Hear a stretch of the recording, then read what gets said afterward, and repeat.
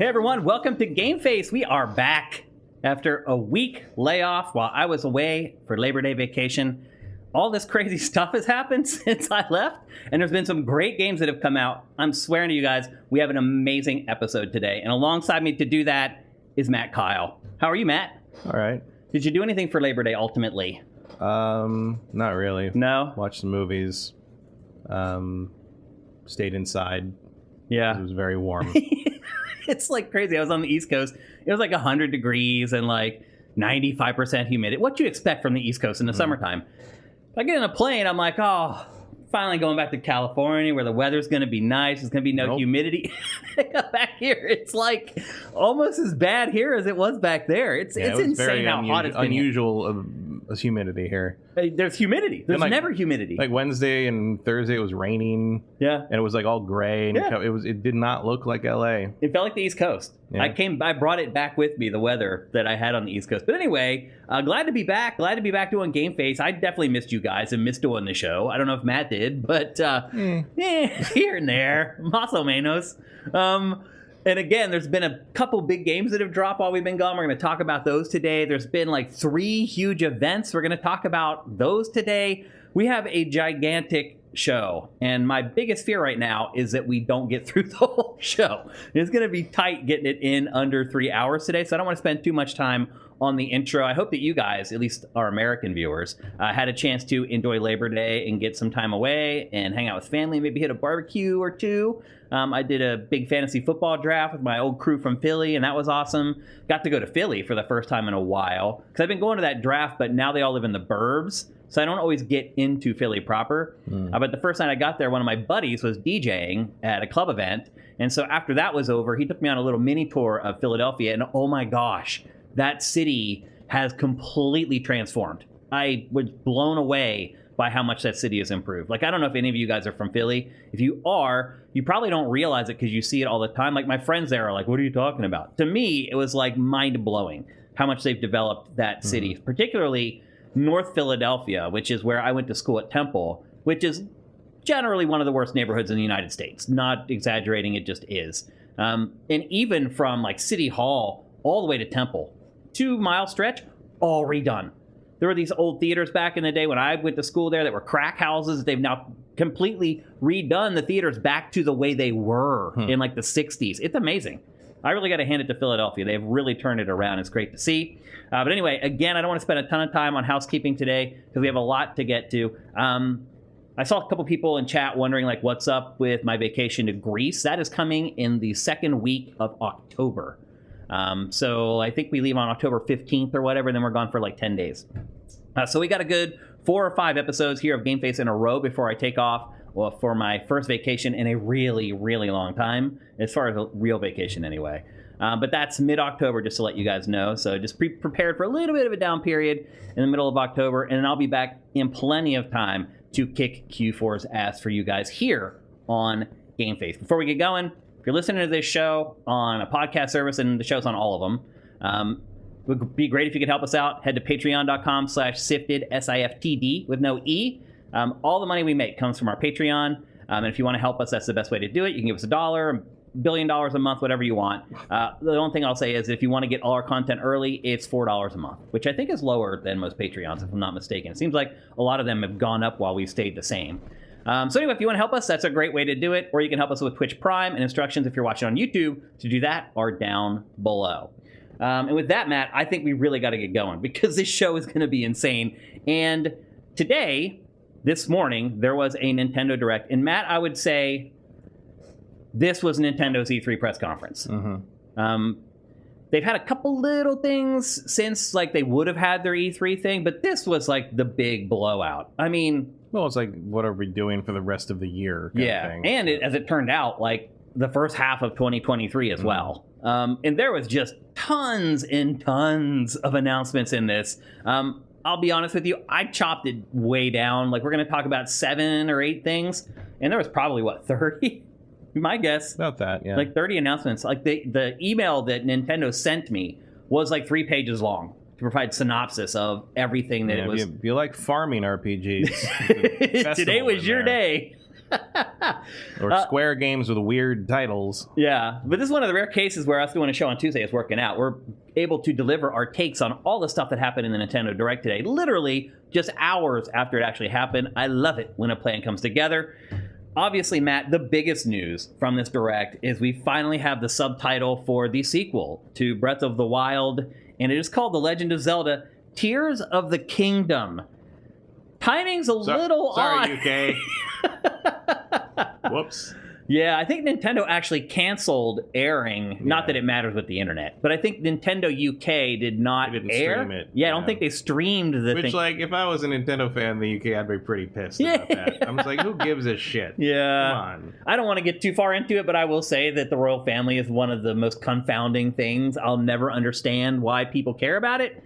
I mean, I'm descended from Irish people. You know what I think. So. Yeah. I mean, like, I respect people's opinions or whatever. I do not understand the royal family at all, personally. If I were running Nintendo, I don't think I would never have connected those two things in my head.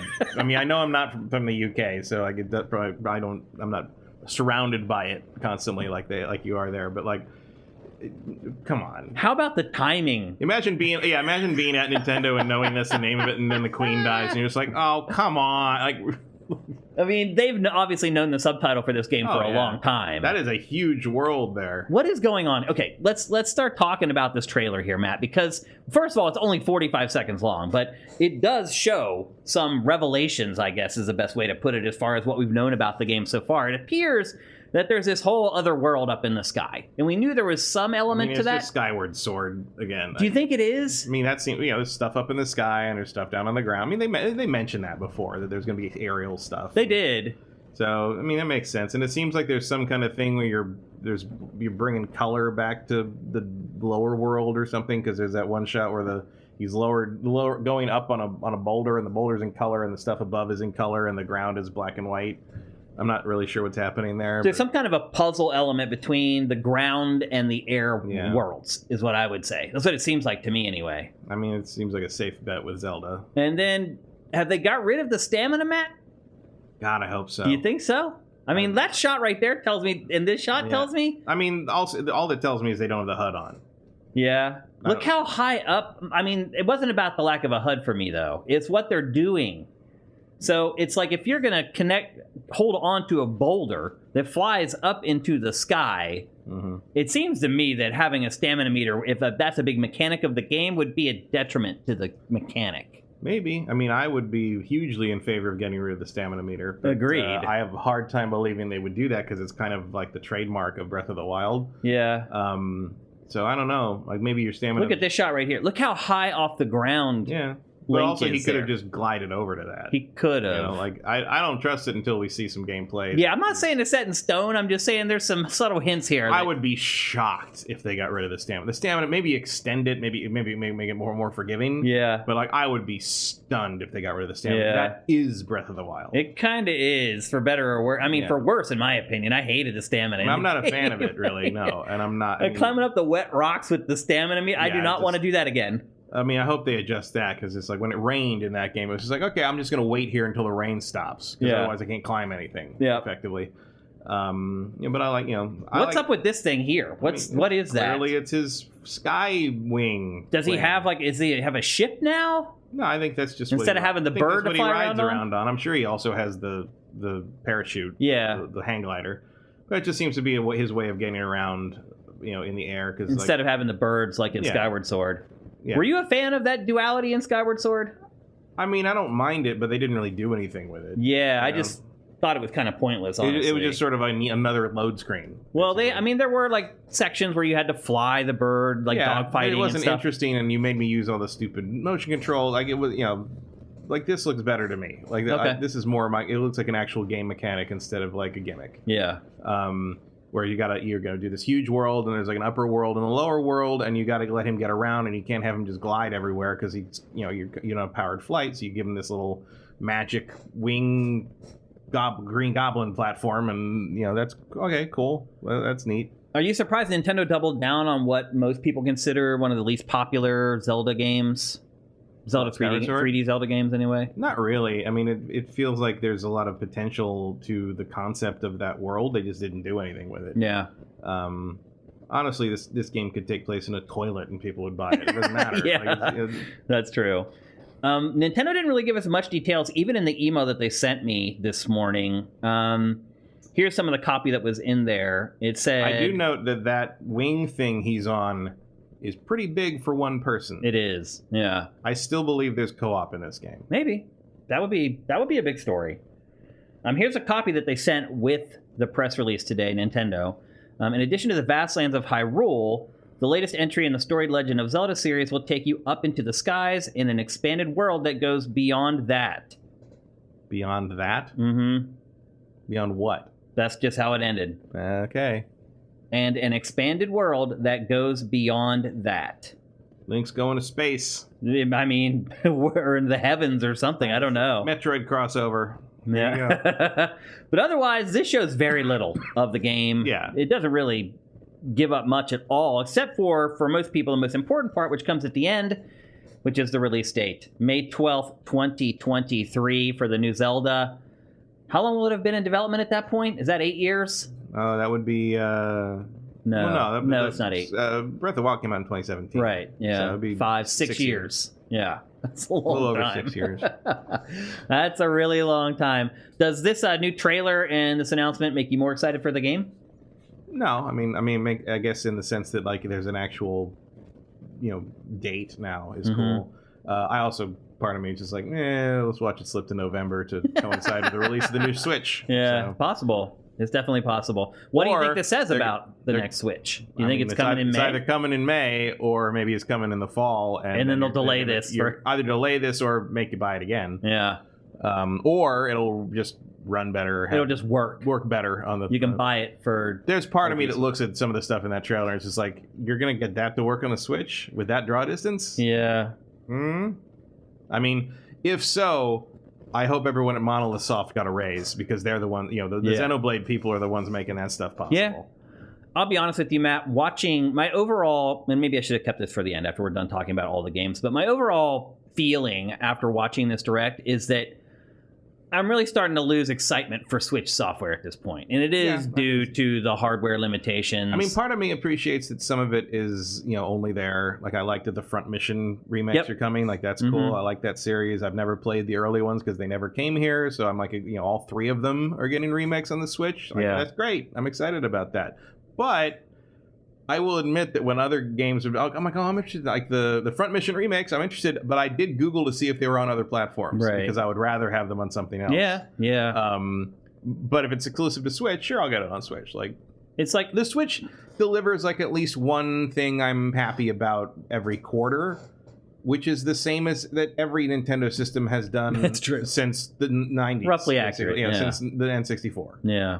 Which also had a quick moment today. Like, I'm at the point now where I would probably prefer that they make Metroid Prime 4 for the next hardware. I think they are. Or at least they've got their eye on it. Yeah. I think they're making it with the idea that it can run on that and they know what to do with it. To me, it feels like it's close enough that if they start announcing stuff for the next Switch, I'm not really going to be all that upset about it like I would have been a couple years ago. No, it's time to move on. It's time, yeah. And that was the overall gist that I got from this, is like, it's time. It's time to move on from this old... I mean, it's been time. It has been time, yeah. And I think I've finally reached the point where I'm not getting as excited for Nintendo's new games as I probably should. Yeah, and I'm not like, it's like, as we've seen, like, I'm not as, and everything has to be like, oh, next gen, only a next gen, I don't care. But like, Switch games don't really run very well. Yeah. Like, that's the thing.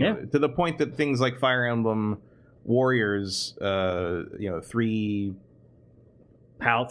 3 Hopes? Yeah. What was that? 3 whatever? Three Houses was the fact that runs as well as it does is surprising. It is. It's always impressive. Or when Xenoblade 3 runs very well. Well, it's interesting that it's the only platform left where you really consider that. You worry about it's although there is a game that I played we're going to talk about a little later in the show where there were frame rate issues and I was shocked by it. But we'll get to that a little bit later. But yeah, definitely the impact of Nintendo announcing new games now, it's a little muted compared to where it would have been 3 or 4 years ago. Well, also there's not a lot of big stuff in here from Nintendo, really. Yep. It's just like weird little things or Pikmin. Yep. Nice segue. So, as Matt just alluded to, finally, after all this time, Nintendo has officially announced Pikmin 4. The rumors have been circulating for forever that this game has been finished for years. And we always wonder on this show, okay, so when are they going to release the game? Finally, we get a look at the next Pikmin, and they even had Miyamoto introduce it. Miyamoto showed up in this direct. Yeah. It was good to see him. You start to wonder after a while, like... He shows up to say nothing about pretty much. Yeah, but Pikmin's one of his babies. He'll show up for Pikmin. That's about it. That's bizarre. He loves Pikmin. I mean, Pikmin, I guess, was based on like his garden. Yeah, his home, gardening. So it's one of his big hobbies. So. Yeah. But here's another trailer where it's 15 seconds long. It doesn't really show anything. And here's what Nintendo said in the press release for that. Pikmin 4, the latest entry in the adorably strategic Pikmin series, will be launching in 2023.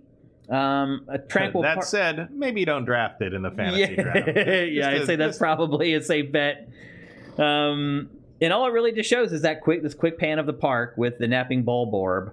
And it's missing. There's no Pikmin in this, Matt. Have you noticed that? Well, he hasn't crashed yet. I guess you're right. But in the copy that Nintendo sent out, it said, where could they be?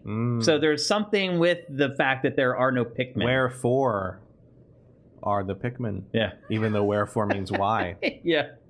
Why are the Pikmin is also a good question. What the hell are these things? Yeah, so we got 2023 for Pikmin 4. Nothing specific about the part of the year which we'll be seeing it. But it's finally coming. Feels like a late year. Yeah. Although, like it really would be, if it feels like a summer game to me, just in terms of tone. Mm-hmm. And Nintendo and specifically Miyamoto are the kind of people who would release a game at a certain time when they feel it's the right season for it. So maybe, but I don't know. You don't want to put anything too close to Zelda. The other thing too is that they couched this Nintendo Direct as featuring games that are coming like in the near future. It was supposed to be like all the springtime game too. It could be like a March, or an April. It sounds like May is the furthest out most of these games are that they showed, which obviously is Zelda, Tears of the Kingdom. So I'm gonna guess Zelda gets made to itself for the most part. Yes, that would be probably the best idea. And I bet a lot of other publishers are wiping the sweat off the brow right now because they're like, thank God Q1 is not any more crazy than it already is. Also, May is like a very safe month. Like most publishers aren't releasing big games in May. Nintendo knows it can do it because it can Breath of the Wild was March. Whenever. Yeah, and there was certainly some expectation that they might do March again because you pick the release date that worked before usually. But May's an interesting place to put it. It doesn't matter. No, not really. It could release it any day of the year and it's still going to do great. So as you said earlier. So anyway, Pikmin 4 is finally coming. We finally have an announcement, but not a hard release date, just next year. Next up, Fire Emblem Engage. This was one of the few games that Nintendo... For the Engage. This is one of the few games that Nintendo showed that actually was a beefy presentation. The trailer for this is like 3 or 4 minutes long instead of like 30 seconds like a lot of the other ones were. It is the next mainline Fire Emblem strategy RPG, not to be confused with the game we mentioned earlier, which was a Musou hack and slash Fire Emblem game from Team Ninja. This is the legit one. Directly from Nintendo. There's also a pretty beefy write-up on this in the press release that Nintendo sent out. It read, in a war against the Fell Dragon, 4 kingdoms work together with heroes from other worlds to seal away this great evil. 1,000 years later, the seal was weakened, and the Fell Dragon is about to reawaken. As a divine dragon, so I guess you play as a dragon in this, which is you play as a dragon of light or something that was awakened after 1,000 years. Yep. As a divine dragon, use rich strategies and robust customization to meet your destiny, to collect emblem rings scattered across the world and bring peace back to the continent of Elios and Celica, and add their power to yours in this new story. The turn-based tactical battle system the Fire Emblem series is known for returns with a fresh cast of characters you can customize and engage with to carefully craft your strategy. So, sounds like Fire Emblem, but you now have control of a dragon. Looks good though. Yeah, I don't know how much dragoning he'll do, but it seems to be key to his ability to summon use those rings and summon the characters you recognize from the other Fire Emblem games. Yep. Art style's a little different than Three Houses. The eyes are a little even more anime-y, if that is a word. They're definitely higher gloss. They got more of like the light refractions on the eyes than the last game did. But I feel like it looks pretty good. Yeah. But again, it's like this is all you're going to get out of the Switch at this point. This is max output for Nintendo's hardware at this point. Is it too soon for another Fire Emblem, Matt? No, it's been a while. It's been, what, 2 years since the last one? Three Houses? Yeah. Three Houses was a while ago. Was it longer than that? I think so. Yeah? I can't remember when Three Houses was. That game was so big that, like, I'll be honest with you, playing Three Hopes, the hack and slash, I was having flashbacks to Three Houses and all the time I spent, because so many of the mechanics in Three Hopes are the same. That I started having flashbacks. I started remembering. It was 2019? 3 years ago. Wow. So technically it's due. I don't know if personally I'm ready to play another gigantic 70-hour Fire Emblem game, though. I don't know. I don't know either. I think this game looks better than Three Houses, though. Like, the art style, it's more dramatic. The shadowing. Yeah, it's clearly got a scope that the Three Houses didn't. Like, Three Houses is more of like a Harry Potter go to school thing. Yeah. This seems to be more in the line of the older Fire Emblems, which were, continent spanning sagas. Yeah. It's one of the things I liked about Three Hopes was it kind of got back to that. Yep. Yeah, I mean, I'm into it. And like, the problem is that this is January? January 20th, 2023. There's a lot of stuff coming. There is. At that time. I mean, 2023 is just going to be an amazing year for games. It just is. It's going to just rock our world. Like, I'll play this for as long as until something else comes out like 5 days later that pulls me away from it. It's 2023 is going to, especially Q1 is going to be nuts. Hard to focus. It's absolutely nuts. It's just going to be like 2 or 3 big games pretty much every week, which will be great for GameFace, but not so great for our sanity and our free time, that's for sure. But again, that is coming on January 20th, 2023, the next mainline. The good news is there'll be plenty of time to play it in the summer because there's nothing coming in the summer. This could be one of those games where I play like the first 20 hours or so for GameFace and then go back and finish it off like months later when things slow down. I will say that guy's hair is ridiculous. Yeah, it's a little absurd. It reminds me of something, but I can't put my finger on it. I can't remember where. I don't know where the reference is coming from. I don't know. To me, it looks like Pokemon Red and Blue came to life. Okay. And he's summoning Fire Emblem characters instead of Pokemon. That's possible. But anyway, that is Fire Emblem Engage. Again, it is coming exclusively to Switch on January 20th, 2023. Next up, a classic revived kind of Tales of Symphonia remaster, and this is a remaster. It is this pretty much just looks like the PC version. It really doesn't look like much work has been done on this. Like, they've done a little touch-ups on the textures and the characters' faces and stuff. Yeah, but I played the PC version of this like a year or two ago. I remember. This really doesn't look all that different from it. I mean, obviously it looks better than the GameCube version, definitely. but yeah, we'll see how much. I like this game, but we'll see how much this costs. I loved this game when it came out. This game came out just as I was about to start working at Tech TV. Yeah, that's right. Like that week, I think it came out, and I had like a couple days off in between working at GameSpot and working at Tech TV, and I ended up just diving into this game and playing this, and it was like 65 hours or something insane. More if you did everything. Yeah, I mean, you'll definitely get your money's worth out of this. It was 2 of those little discs. Yeah, that's right. It was 2 discs. I forgot about that. And the story in this was pretty good, too. Yeah. It's not told very well. I mean, you can see how the cinematics work in the game. But the story itself is pretty... Yeah, it justifies its scope. It does, yeah. Kind of in a Suikoden way. Yeah. I mean, the story is relevant and interesting all the way to the end. All the way to the 60-some hours. At least for me it was. So it's a great JRPG. One of the first like big action RPGs I would add from Japan. Back then, pretty much all JRPGs were still turn-based, but... Well, Tales was always ahead of the curve in that regard. It was. Tales started that on the PS1. Yeah. So if some of you guys are too young to remember Tales of Symphonia, Matt, would you recommend that somebody play it in 2023? I don't know. It's a slow burn. It is. I mean, Tales of Arise is probably more the speed of someone today. There's 5 other Tales games that feel more modern. And even if you want to go back to this era, I would argue that Tales of the Abyss is probably the best one of this of the PS2 GameCube stretch. Probably. I don't know where you play that now.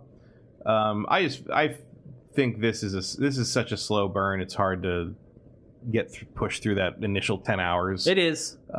Certainly was hard playing the PC version a couple of years ago. I'm like, I don't remember this being paced quite so glacially. But in reality, it's just I was used to it then. Yeah, that's just the pace of everything was. And now they're not. Yeah. And so it was just like, that was a difference. It could use some work that I don't think it's going to get. No, probably. A full remake could be, like, you incorporate a lot of the stuff they'd learned and incorporate it into the combat systems in the subsequent games. Yeah. Because Symphonia was a watershed for the series. Yeah, absolutely. A lot more people found out about it. Very well. And like suddenly they got like some attention and some buzz. Like, I don't think you have Tales of Arise today without Tales of Symphonia on the GameCube. So it's a piece of history, I would say. So in that regard, it's probably worth playing if you haven't played it for some reason. Yeah. You can skip the Wii sequel. Yeah. But, I still regret not buying that green Tales of Symphonia GameCube when I was in Japan, because that thing's worth so much money now. I remember that. It was just sitting there like on sale. Nobody was buying them. Yeah. And I was like, oh, should I do it? So all those things are. I remember back in the day going into Toys R Us with my mom, and they had a stack of Fortress Maximuses, the Transformer. It was red tagged for 50% off, which was $50, which was a lot then. Yeah. Originally they were $100, which was crazy. From 1986, that's a lot of money. And I wanted one, and she's like, no, too much. And now, of course, they go for thousands. And so, and it's just what you think of it. It's like, there was a point where those were all on clearance. Yeah. And now they're the most sought after thing in the fandom. Yeah, I wish I had bought a lot of GameCubes I saw in Japan back then, because those are worth a ton of money now. A lot of those weird things. They didn't release them here for the most part. That weird Space Invaders thing. Remember that, where it came with a little cocktail machine, and you put the PlayStation controller in it. Yeah. And you use the joystick and the buttons, and it somehow worked. Yeah. That was cool. I don't even know where that is now. It's in the garage somewhere. You have it here. Oh yeah, it's somewhere. But like, that's worth some money. It is, but I would have to find it. And hope it's not destroyed from moves or whatever. I have no idea. Yeah. It's in one of those bins. Yep. Okay, let's move on with the Direct from today. Next up, the Nintendo Switch Cloud Revolution continues with a slew of Resident Evil games to play on the cloud on Nintendo Switch. They announced 4 games today: Resident Evil Village, the Resident Evil 2 Remake, the Resident Evil 3 Remake, and Biohazard Resident Evil 7. All 4 games are coming to Nintendo Switch via the cloud. I feel like you could probably play these games on the cloud without too much issue. Yeah, there's points where I feel like I wouldn't want that lag on some of the shooting. Yeah. Like, I wouldn't mind, like 2 and 3, the remakes, maybe, but like, I don't think I'd want to play 8 like that. Yeah. There's some stuff where you need the precision. Yep. Sort of like with Control. Like, I playing the demo of Control was like, oh, this ain't gonna work for me. Like, it's 8 isn't that intensive in terms of the action stuff, but I would still rather not. I would prefer to play it natively for sure, but like, there's literally no reason to play these if you have any other platform. No, this is purely for Nintendo only people who don't have other consoles and can't play these games any other way. That's pretty much the only audience for these. And I'm sure they'll sell, 50,000 or 100,000 of each one of them. And that's more than enough to satisfy, like, just slapping them up on a server and letting people play them via the cloud on their servers or whatever. So I would actually like to... I know I just saw in the trailer there's a demo available for this. This week, I'm going to give that a go to see... I've never tried the Switch Cloud stuff to see how it plays. So I'm going to give that a go this week and see if it actually functions. Maybe somebody in chat has already tried it, and maybe they have some insight for us. I tried it Control when they did the demo of that, and I did not find it acceptable. I see people in chat are asking the same thing I am. Has anyone tried the Nintendo Cloud stuff yet? But it doesn't look like anyone has. And Sneaky does have a good point. Like, if they were cheaper, it would be one thing, but they're not. Yeah.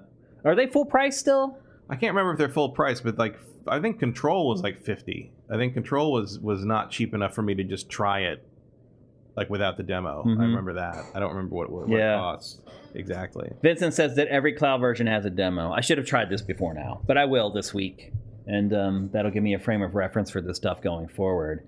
Matter of Fact says whatever Control used for Switch, it was great. Almost no lag and 60 frames per second. I do not agree with that.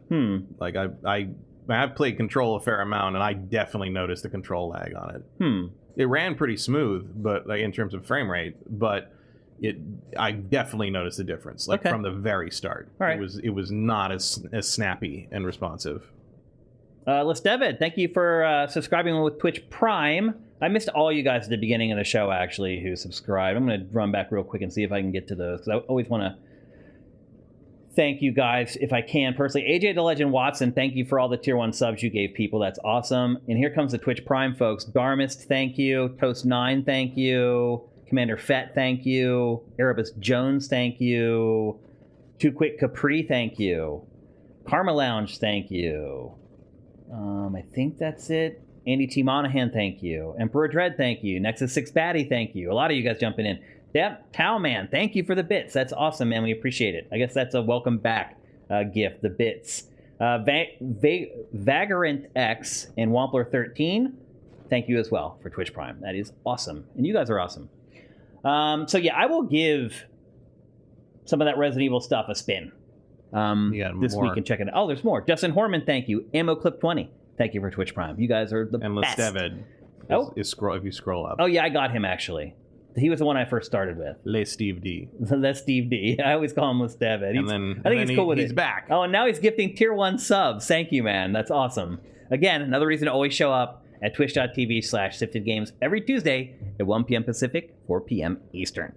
Okay, let's move on to the next big game in today's Nintendo Direct. And it is an old Kirby game reimagined for Nintendo Switch. Kirby's Return to Dreamland Deluxe. Mm-hmm. It originally launched for the Wii, and it's coming to the Switch on February 24th of 2023. I will say the villain in this' name hits different these days. Which one? What is the name? Magalore. Oh, yeah. That's funny. Here's a quick synopsis from Nintendo about the game. Or maybe it's not the villain. Maybe that's who you team up with. I can't remember. Mag-O-Lore. Yeah. One day, a mysterious spaceship crash lands on planet Popstar. To help the mysterious Magalore, Kirby and his friends set off on a captivating quest. It's captivating, Matt. When inhaling certain enemies, Kirby will gain access to a wide range of copy abilities. Thank you for that, Nintendo. Which is where this started, I think. Yeah. This is one of the first. It's one of the first things I remember him doing that. Really? No, I don't think so. I think there's 2D games that have copy abilities. I thought this was a 2D game originally. This is from the Wii. Is it? Yeah. Yeah, it's remaking a Wii game. I thought it was like a remake of one of the older ones. Mm-mm. With the new Mecha copy ability making its debut as well. The game supports multiplayer for up to 4 players on the same system by sharing Joy-Con controllers. I don't know how much fun that is. Plus, everyone can play as Kirby at the same time while using their favorite copy abilities. There's also a collection of sub-games to play, including returning ones like Samurai Kirby and new ones like Magalore's Tome Trackers. Are we ready for another Kirby game at this point? I really feel like that poor guy is just getting hoard out. Like, I don't know. It feels like there's just too many Kirby games at this point. Well, technically it's not another one. It's just an old one. Right. But there's work being done on this and it's being released. What else did they do? I feel like the latest Kirby game didn't sell especially well as it is. And it was different. It was a 3D platformer instead of its typical 2D exploits. But it just feels like that game just came and went with a whimper. Like, it feels like nothing really resonated with people with that game, which I'm surprised because it was really good. I really liked it, but maybe people want their Kirby in 2D. I don't know, but this one's coming, but again, it's not coming until next year. Next up, Octopath Traveler 2. We finally got another trailer for this. This is a game that's in cooperation with Square Enix. And it has, as we've talked about before, the HD 2D art style, which I normally really like, but I don't know how I feel about that giant lizard. Yeah, it doesn't look too good. Yeah, it's a tricky art style to use because you're right. Sometimes it looks amazing, and sometimes it looks completely ass. And like the first Octopath Traveler, I thought they did a great job with it throughout the entire game. So I have high hopes that this will be the same. I mean, mostly it does seem to be the same, but you'll that see one the shot. Hunter, the one shot of that giant lizard. I'm just like, oh, I don't like how that looks. Yeah. This one, like, I just don't think that works. Yeah, it's like out of focus, and you're right, it doesn't work. It's too big. Yeah. Like, you could make it work. Like, you gotta buff that up a little bit. Yeah. But the main thing that I'm happy about with this is that it specifically called out that the character stories intertwine, which was my primary complaint about the first one, was that the stories were completely separate and nobody had anything to... You never felt like the characters got to know each other or work together or anything. And so now they're intertwining the stories, and that's my main request for this. So cool, I'm in. Yeah. It's all I needed. Yep. And the music on this is still great. Yeah, I never finished the first one, but I did play it a lot. Yeah, I played a lot of it. I hit a point where I was just sort of done with it. Yeah, I felt like it hit a law of diminishing returns eventually. And like, especially because like there were some stories I was interested in and other stories I wasn't. And when I was done with the ones I was interested in, I had no real interest in going back to do the ones I wasn't. Because you knew that they weren't going to intertwine with the others. No, there was never going to be any of the characters I enjoyed were never going to like be involved and like kind of pull me through it. So I was like, no, I just don't want to spend that kind of time with those characters. I hear you. This is going to hopefully change that. Yep. Or maybe they'll have 8 stories I care about and it won't matter. But like the intertwining is the key here. Making those stories feel like these characters meet each other and become part of each other's stories is kind of the main thing you need to make this happen. I mean, it should have been part of the original game. Mm-hmm. I understand that they kind of had to, I'm sure that was in the original design docs, but there's realities of making a game like that work mechanically that you had to get through. It's not easy. And so now that they've done that, they can kind of maybe take it to the next level in this one, and I'm hoping that's what this will be. It certainly looks like that's what they're doing. Yep. And then just a couple smaller announcements. And again, there was tons more. We're not going to get to all of them. There was literally over like 30 announcements in today's, but a lot of it, Matt, was just third-party stuff that's finally coming to Switch. For example, It Takes Two. Mm-hmm. Game of the Year caliber game finally is coming to Switch. I'm guessing there are going to be some sacrifices in the visuals there because it does not look like that is a cloud game. No, definitely not. And that game looked pretty good at points. It wasn't pushing the boundaries. I do like that it is free online play, though. Yeah. You need that. Yeah, definitely. Yep. Otherwise, no one's going to buy it. They also announced some new Nintendo 64 games coming to Nintendo Switch. Hope you like Mario Party. Yeah, a bunch of Mario Party, Pokemon Stadium, Pilot Wing 64, Excite Bike 64, underrated game, 1080 Snowboarding, finally, and then GoldenEye 007. Finally, all the rumors about GoldenEye were put to rest today. Not only is it coming to Switch, it's also coming to Game Pass. Like, GoldenEye is alive again. Well, the remake is, yeah. Yeah. But the Xbox one does not have online play. Is that true? That's what I read.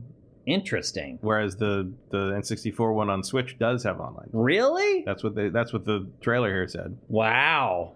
So Classic has online, and the reimagined one on Rare Replay does not seem to have online. Weird. So that's bizarre. Huh. Okay. But that's a pretty good slew of N64 games, and they're very quickly going to hit the law of diminishing returns with that stuff as well.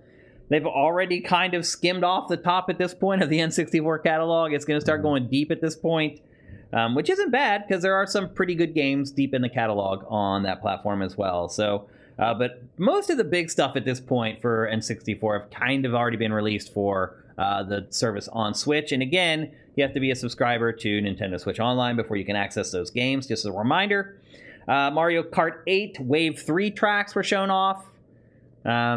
Yep. Have you played... You don't play Mario Kart 8. I've never played Mario Kart 8. I played the first wave of tracks just to go back for nostalgia purposes, but I've not gone back since then. But Wave 3 is coming, so you'll get more classic tracks for Mario Kart 8. And we mentioned It Takes Two is coming to Switch from Hazelight, finally. They showed a new Bayonetta 3 trailer. We're not going to show that because it was... Actually, I think it did introduce like a new protagonist, or maybe 2 new protagonists. Well, 2 helpers. Yeah. They're returning ones, Luca and Jean, and then the new girl with the pixie cut. Yeah. Yep. That was really the focus of the new trailer for Bayonetta. That's coming next month, so that's coming up really quickly, and it's still coming next month. They didn't delay it, which is great news. Nintendo Switch Sports Golf is finally launching. They had talked about it when Nintendo Sports launched, and now it's coming in the fall. It'll come with 21 courses, 21 holes, and for 8 players. And it's coming this fall. Fatal Frame, Mask of the Lunar Eclipse, is coming to the West for the very first time on Switch. It's never been released in the United States, and that's coming in early 2023. And then today, one of the very best shoot-'em-ups in the history of shmups was released for Switch with Radiant Silver Gun, a legendary shmup from back in the day. Do you have fond memories of Radiant Silvergun, Matt? I still have the Saturn version. Yeah. And that's a pretty big deal. And that came out today. That's available now, which is a pretty big deal. The Big Smoke 82 says, apparently the Switch's N64 emulator allows easy 4-player online. Mm-hmm. Yeah. I imagine that will be in play for Mario Party as well. Yeah. And Andy T. Monahan says, also, if you own Rare Replay digitally, you get GoldenEye for free, which is nice. Yeah. They got to figure out something. It's part of Rare Replay on the Xbox. So. Yeah. Yep. And then Digital Reflux says that there's a 7-minute new video for Bayonetta 3 on YouTube today. So apparently they released an even bigger video that we didn't show you. And that's it. I mean, it's not it. There was just dozens of other announcements. Anything that I missed that you would want to bring up? I mean, you clearly missed, what was that stupid name? What, the Square Enix RPG? Square Enix, yeah. I can't remember. But yes, it did have a really stupid title. Life, was that it? What was it called? Various Day Life. Various Day Life, yeah. Which they might have finally beaten Infinite Undiscovery for dumbest title of Square Enix game. Yeah. Various Day Life, which apparently seems, it looks like it might be by the Bravely Default team. It looks like the same art style, or at least the same character designer maybe, but it looks like you're doing odd jobs for people who live on the docks and then occasionally fighting monsters. Wahoo. Also, just so many farming games. There's like 3 or 4 remake of Harvest. It's a Wonderful Life. There's a new Rune Factory, or maybe it was a remake of a Rune Factory. Rune Factory 3. Is it new or is it a remake? I think it is new to I thought they were up to Rune Factory 4 at this point. I don't know. I've never played any of them. I don't know. Harvestella, which is, maybe would have been the dumbest name in the show if it wasn't for Various Day Life. It's also Square. That comes out in November. At least it comes out this year. A lot of stuff like that. It's the new Theatrhythm game, which is like the Final Fantasy 30th anniversary thing. That is one I probably should have like included. 500 music tracks in it or something. Like, if you're into that, that's lots of Japanese games were in the Direct today. Yeah, I was stunned by how many like indistinguishable anime action RPG. Like, there's another Atelier game. There was I was scrubbing through it, like looking for footage to clip out for our B-roll, and it was just like one anime frame after another. Scrubbing through is just anime. The beginning of the Atelier trailer, I'm just like, you could put a gun to my head and say, if you don't guess what this is in 3 guesses, you're going to die. I would not make it out of that. I would not make it out of that Saw trap alive. That was. But overall, a pretty good Nintendo Direct. Yeah. They had big stuff. They had small stuff. They had Japanese stuff. They had third-party stuff that they're playing catch-up on. Overall, there's a pretty good release calendar for Switch here. Over a lot of it's stuff that's not going to be on anything else. Yeah, over the next 9 or 10 months, Switch looks pretty good as far as like the software that's coming for it. Looks okay. And no, obviously, as I mentioned earlier, no Metroid Prime 4. They didn't show that at all, which just leads me to believe that... I wasn't expecting that at all. Yeah. I was maybe hoping for the Metroid Prime remake they keep talking about. Because those rumors were flying this week. Yeah. That we are going to see the Metroid Prime remake, remaster, whatever it is. And Switch versions of the Zelda remake. Yeah, of Wind Waker, I believe. Yeah, Wind Waker and or Twilight Princess, and which I'd be down with. I'd be happy for that. Yeah. I'd really like to see that. But none of it showed up. No. So we didn't talk about it. But overall, man, I'd give that Direct a B+, A-. Yeah, it's a solid B. Pretty good. Yep, pretty good stuff. And if it were Nintendo's E3 press conference, I probably would have been mostly satisfied with it. Probably would have hoped for a couple other big first-party exclusives and would have hoped to have seen a little bit more of Pikmin, probably. Pikmin 4. After the long wait for that. And that is one of those story games. They got a release date for Crisis Core. Oh, yeah. Thing. And that's coming to everything, which is why I didn't include it, because we talked about that before on GameFace as well. So overall, pretty good Direct from Nintendo, but we ended up covering probably a third of it. Oh, and Vincent says the new game from the Everybody's Golf developers, aka Hot Shots Golf, Shadow Drop today, and was only in the Japanese. A golf game? Yeah, only in the Switch. The Japanese version. Japanese Direct. But it Shadow Dropped everywhere. So there's a new game from the Everybody's Golf. Does that clap hands? Is that the studio? Yeah, it sounds right. Yeah. It's just the weirdest. I love Hot Shots Golf. So Me too. I would definitely give that a chance. Why would you release that without any? I don't know.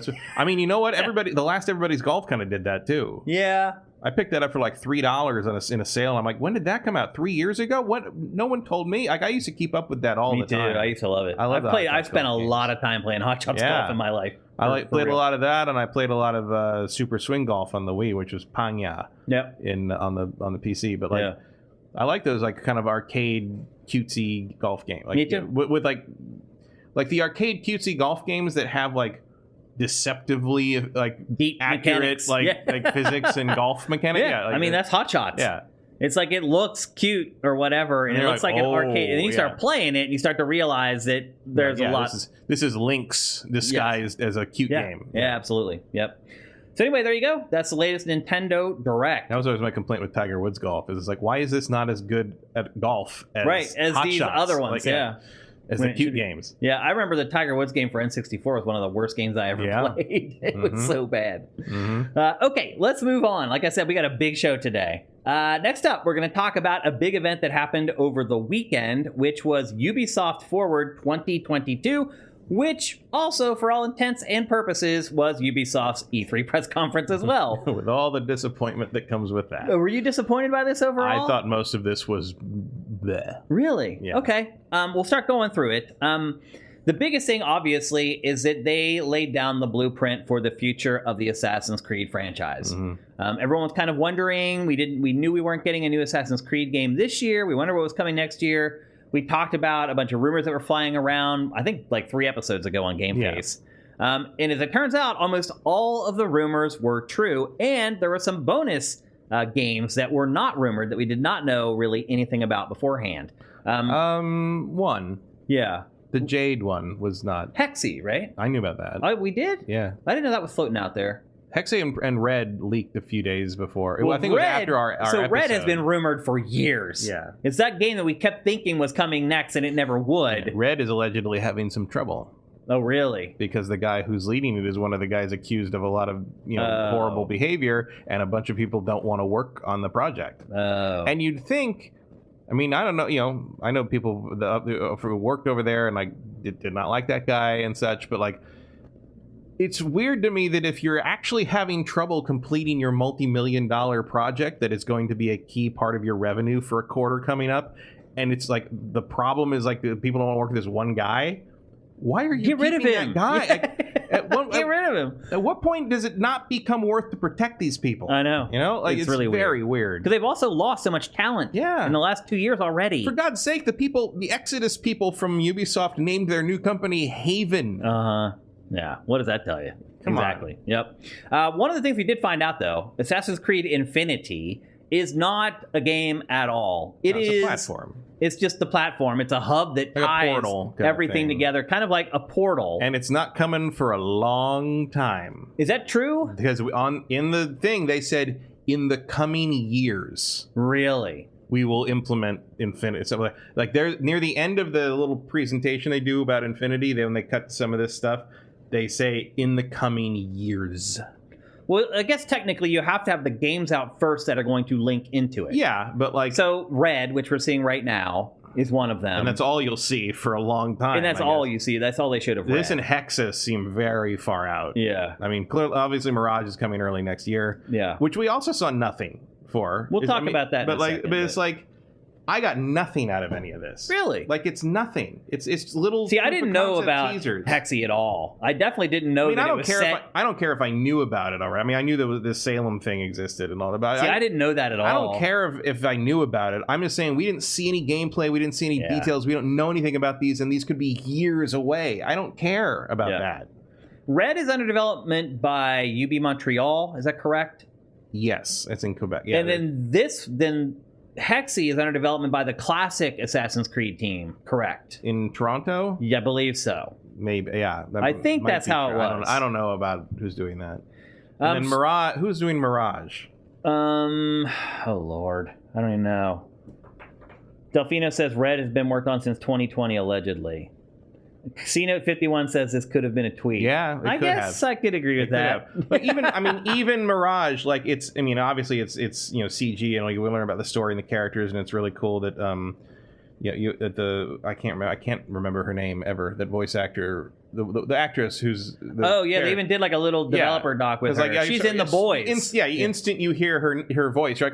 That's that. Yeah. But like, it doesn't tell me anything. Like, because obviously they're like, it's a smaller game. It's only going to be $50, even though we're saying it's going to be $70 price point for our big games from now on. It's going back to the it goes back to the old style. But we didn't see any of that. We don't know anything about it. We didn't see how they're doing that. We didn't hear anything about. Except what you can kind of infer from some of the stuff in the CG here.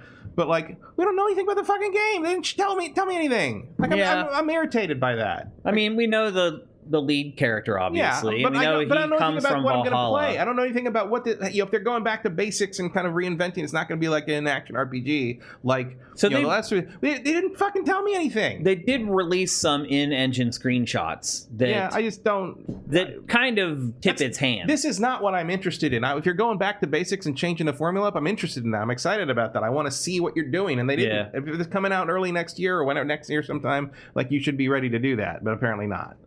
I found that very annoying after so many years of nothing, of just constant Valhalla crap. At least they confirmed that Valhalla's finally going to stop. Well, I would say this. I would say that's a failure of Ubisoft first, and then I would say it's a failure of the press second, because the information that Ubisoft sent me does share a lot of the stuff that you're wondering, like, what is up. Right, but I want to see it. No, I get it. So that was a mistake by Ubisoft first. And then it's the press's fault for not looking at the materials that Ubisoft sent and disseminating that information out there.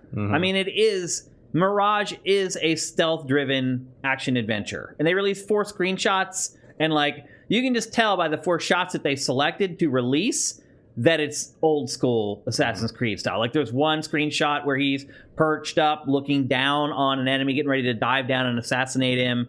There's another shot where he's jumping off of an object, and he's got his blade out, and he's coming down on somebody. Right, but I don't care about that. I want to see, how does the progress work? How are you planning the assassinations? Do you even need to plan the assassinations? Is there events that happen you can take advantage of, which they kind of got back to a little bit in some of the DLC for Valhalla? And OCD Master 1 points out that this started as Valhalla DLC, so it's probably the Valhalla team working on it, which makes sense. Probably. The France DLC in particular in Valhalla did actually send you on actual assassinations where you had to go around, talk to people, figure out how you're going to do it, and then do it, which I liked. I thought that was like, that's more original Assassin's Creed elements. This is the first trailer. This is how Ubisoft debuts Assassin's Creed. It always does this CG thing first. It's just been years. Yeah. It's just been forever. It's the same kind of disappointment as Gotham Knights to me, where it's just like, you've been gone forever, and this is how you come back. Like, that's not interesting to me. Like, Mirage is interesting to me. Basim is an interesting character. Like, I'm excited to go to Baghdad. I'm excited to go back to the basics on this, but I want to see what you're fucking talking about. Yeah. I think we'll get it pretty soon. Like, because, as you said, it's coming out pretty soon. There's an argument to be made that now is not the time to just keep doing things the way Ubisoft has always done them. Yeah. Because it ain't working. Yeah, it's not working anymore. So, hand it over. Yeah, and it was interesting, too, how Yves made a point to talk about how Ubi is now protecting itself from being acquired. Yeah. After we had all those reports that he was shopping Ubi around, and they were the family was ready to sell and get out of the business, and his son wasn't interested in taking his place in running the business. And now we hear that he's doing everything. It sounds a lot like that didn't work, so we're going to stick with this. It could be. I am excited for Mirage, personally. Like, I thought this trailer did its job. I agree with you. It doesn't give away much as far as how it's going to play, or, the flow of, like, I just felt the whole Assassin's Creed section was basically devoid of information. Yeah, like, it was a very they did a thing with putting everybody in the room, and they got the voice actor for Sean, and it was very corporate and PR-y, but I didn't get any information out of it I couldn't have inferred from a tweet. It felt like it was made for not our audience. Yeah, people who are not informed. Who the hell else are watching this thing? Like, I think Ubisoft is a little delusional, though, Matt. Yeah. Like I don't think they quite get like otaku culture. Maybe like, not. I don't. But it's like and it's not like I blame them for the leaks or for various people finding out that the although you could, I could, but but it's just So I'm not annoyed that I knew about Red and Hexa before they showed the little teaser thing. I'm just annoyed that it's like you've been gone forever and you didn't tell me anything. Yeah. Like the closest thing we got to any information about Infinity is that it's gonna like incorporate all the games from now on, and it's probably gonna have a standalone version of the multiplayer whenever they decide what that's supposed to be. Yeah. Okay. Yeah. So what? Like that right now it just sounds like Ubisoft Connect with a new logo on it. I don't know what. If you're really gonna do the thing where like things you do in one game impact how things play out in the other games, like that's cool. Mm-hmm. But like. That sounds like it's 10 years away. That sounds like a nightmare, too. Yeah. To make work. That sounds like something that's... That sounds like a fun bullet point that's never going to really make it into the... A disaster waiting to happen. I love this shot right here, though. That one shot where he, like, assassinates a guy who's dying and he just gently pushes him down as the dude, like, figures out he's, like, there. I mean, I said, like, I like this trailer. They are demonstrating kind of more of the blade in the crowd and you don't want to take on 6 guys by yourself thing here, so that's good. But, like... Again, I would like to see the game play. In the gas traps. Like, they show some stuff that... Yeah, but also, like, we've done this dance before with Ubisoft where they show stuff like, this is obviously not a gameplay trailer, but, like, they showed that in that Breakpoint trailer that tricked you. Right. And in the end, when you play it, it's just like every other fucking Ghost Recon game. I know in my heart, I know that when it comes down to this, I'm just going to do the counterattack 40 times and kill all those guys until they stop coming and they just walk out of the square. Like, that is how it worked. Unless you make me do the optional objective thing again, which I hate. So there's no way out, really. Sneaky says, this series doesn't interest me at all anymore, and I have an Assassin's Creed tattoo. Jesus. That is a lot.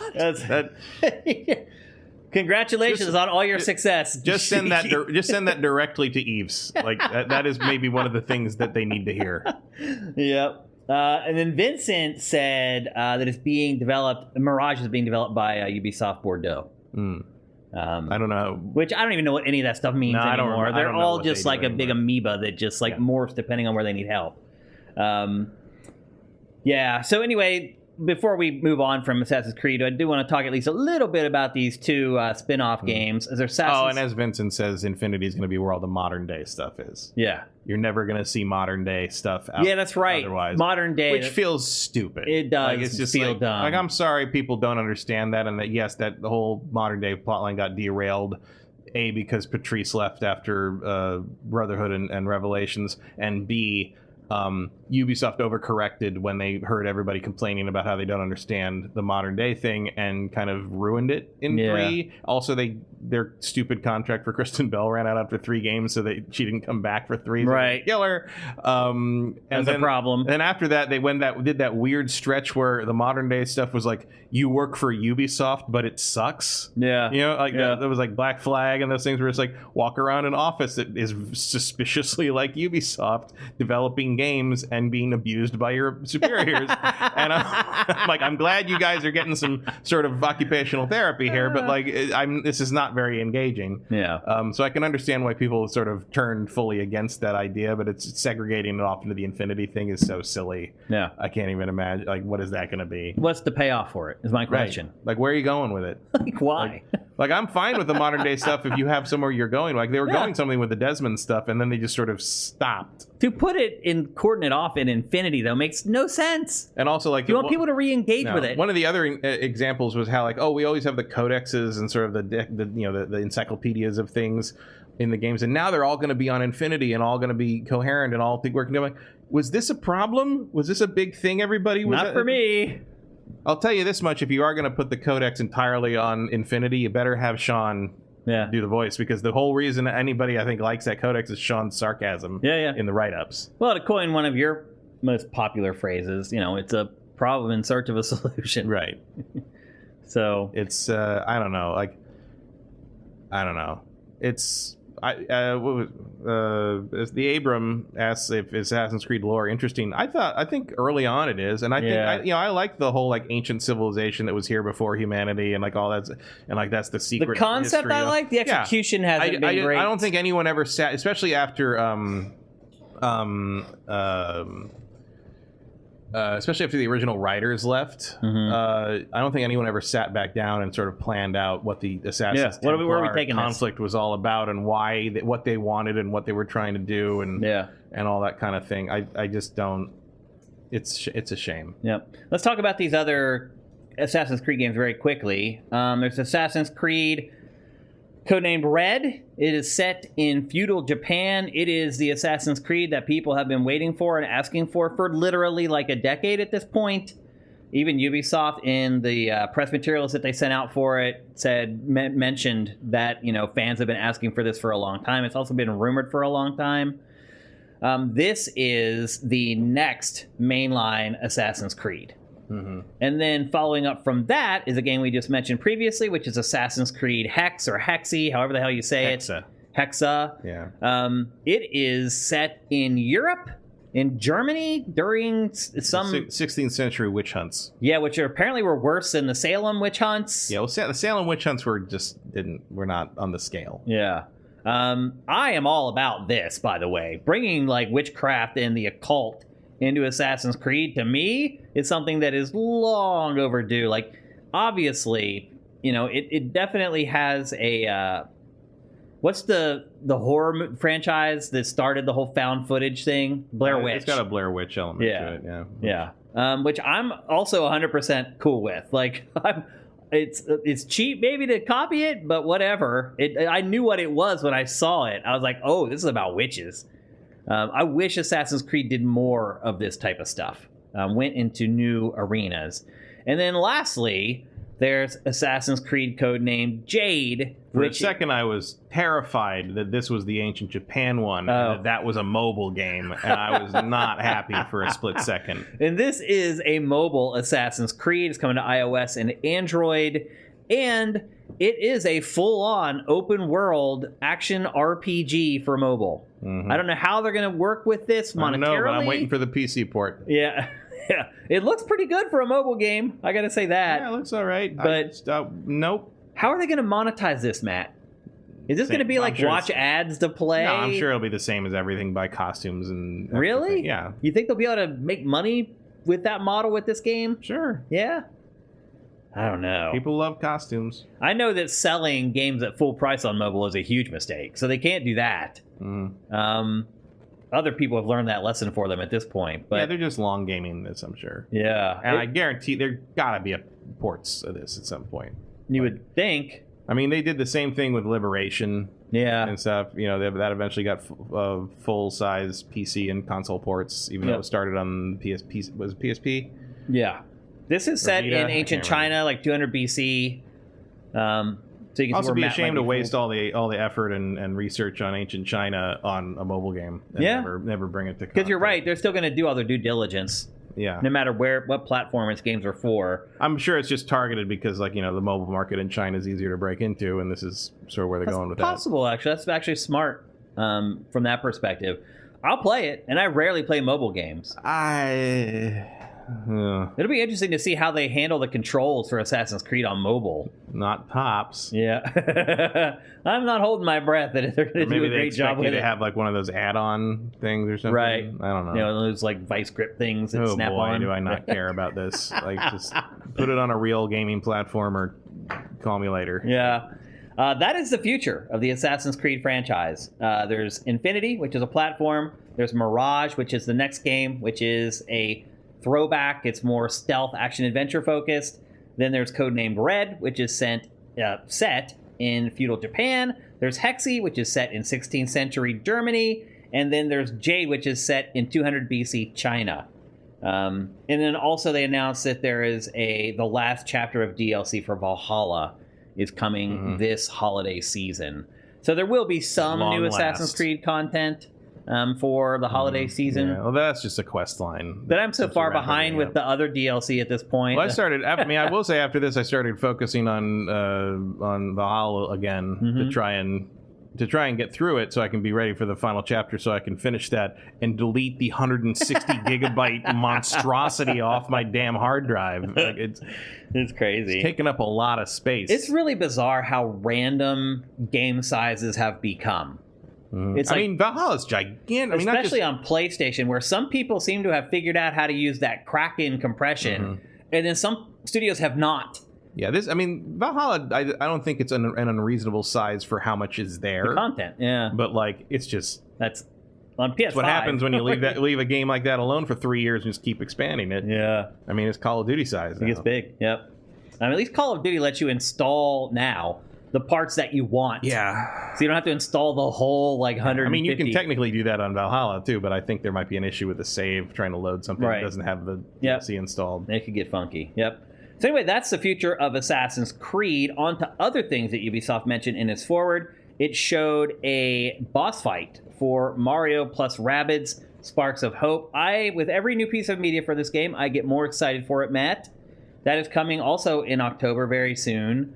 So now at this point, it's all gravy. Everything they're showing at this game is just a hype generator to get people excited. They've pretty much exposed everything as far as the gameplay loop and how that works at this point. Really, the last thing to show is how do boss fights work, and they do that in this video. Matt, are you excited for this game? How much did you like the first one? I can't remember. It's all right. This looks more interesting because it has, it's a little more free form. Yeah, it's not so rigid. It's not quite as turn-based. But I also feel like if there's a game of this sort of vague, it's not XCOM, but if there's a game of this nature that I'm looking forward to this year, it's Midnight Suns. Yeah, which not this. Shockingly, now is coming this year. Yeah, now it's going to be in December. Yep, that's part of another. I think that was. segment. I think that was them realizing that they cannot put that out in Q1. It'll get buried in Q1. And it could do very well if they get it out in Q4. Yeah. And then you're maybe right. They may be like, you know what? A couple bugs. You know what? Let's just squash some bugs on day one and just not get destroyed by every other game in the world. Yeah. The other thing I wonder, too, about Mario plus Rabbids Sparks of Hope is it's not going to be quite as copacetic for handheld play. Now that it's not as turn-based as it was before. I don't know if that'll affect it in any way, but just an observation. They don't seem to take that into account too much. Yeah. It doesn't look like Zelda's going to be catering to that much. But generally, turn-based games are perfect for handhelds because you can just pause it whenever you want, and you're no worse for the wear. This seems to be a very loose definition of turn-based. Yes. There's a lot happening on each turn. There are turns, but it's more open to interpretation. It feels more like an action game while you're in the turn. It feels like Valkyrie Chronicles. Yeah, that's a good way to describe it. Except there's platforming involved. Yeah, that's a good way to describe it. But anyway, that is coming very combo driven. Yeah. But this is coming in October, and no surprise, is it a Switch exclusive? We'll be covering it here on GameFace, I'm sure. Next up... And DLC. Yeah, there's tons of it. Yeah. Three DLC packs, including Rayman. Yeah. Which is cool. Interesting. It's free, too, all of it, isn't it? Yeah. Yeah, that's great. A lot of publishers don't do that anymore. Next up, The Division Heartland, which is a free-to-play cooperative shooter set in the Division universe, which just means it's post-apocalyptic. That's really all the Division universe. Post-pandemic, technically. But you're right, post-pandemic. Does that mean endemic? Maybe. They don't really seem to get into that much, do no. they? Everyone, I think everyone you're playing, all your Rainbow Six people are basically already vaccinated. Yep. Probably so. Do you have any interest in this at all? No. I do love The Division. It's one of my favorite games as a service. I liked The Division but I played it too much and burned out. The first one, you played a lot. Yeah, I burned out on that game. Yep. And this one is really nothing. It has the Division name, but it's not per se a Division game. It plays, again, it's a cooperative shooter that's free to play. So it's not all about clearing out the dark zone, as it were, in the prior games. But I'm going to give this a try. It's free to play. Why not? But yeah, it hasn't really set the world on fire. It doesn't seem to be generating a ton of hype at this point. Ubisoft has not had... I forgot this was in the presentation. Yeah. You brought it up. Ubisoft has not had a great track record with its free-to-play games so far. It doesn't seem to want to give up. It keeps working on them. It's more interesting than the roller derby one. Yeah. Yeah, or Hyperscape. It's free-to-play battle royale shooter.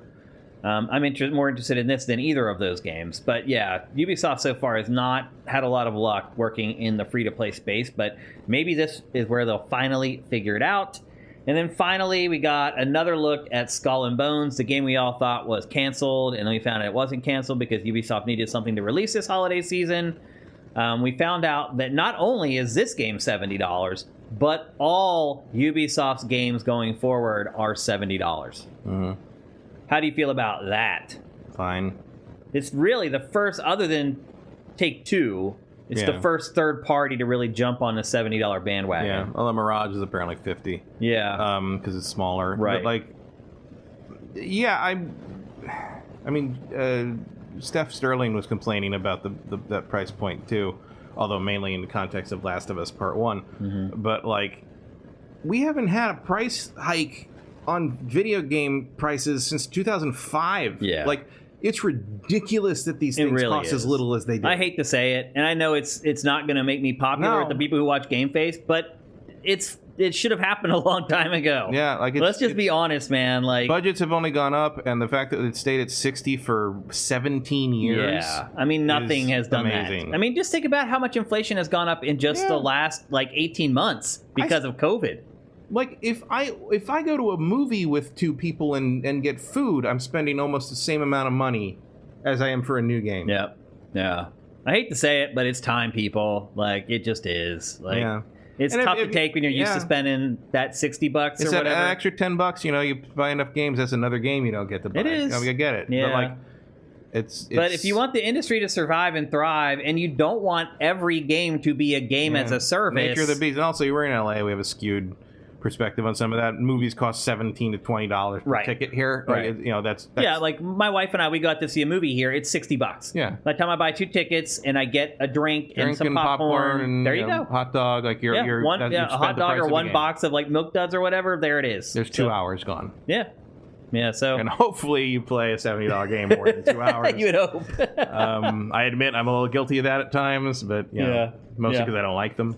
And look, we're not being anti-consumer here. It's just the truth of the matter. Yeah, it's the nature of the beast. I mean, the reason that we're getting all of these games as a service is because the cost of producing because they've been too afraid to raise the price of the main game. That's why that rose as such a big. That's why the microtransactions that everybody hates so much are the things that have been keeping games at $60. It's true, yeah. Because ultimately, with those microtransactions, they end up making. That's where they get the difference plus that, and so and now then some, usually. You don't want that. You reject that.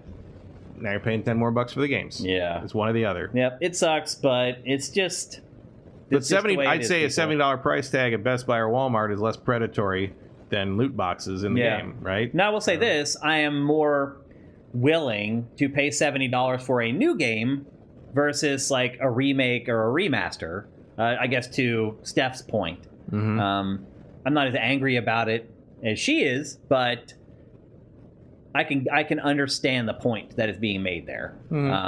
But Ubisoft is only slapping a $70 price tag on its new games. It's at least so far. Well, it is a slippery slope because once you do start charging that $70, suddenly you're like, well, we can probably charge that for everything if we want to now once people get used to it. So we'll see how it goes. But right now, Ubisoft, I think, is saying the right things as far as raising its price. And I also would argue that this is probably, now that a big third party like Ubisoft has come out and announced it's doing this across the board, my guess is almost all the other third-party guys are going to start doing the same thing. So don't be surprised. 2K and Ubi doing this, there's no reason not for everyone to do it. Yep. So. EA, Activision, all of them. So I would imagine that you're going to start seeing $70 games across the board going forward. And again, Sneaky brings up a good price. We're still paying less than the rest of the world in the U.S. Games in Canada have been that expensive for a long time. Games in Europe have been that expensive for a long time.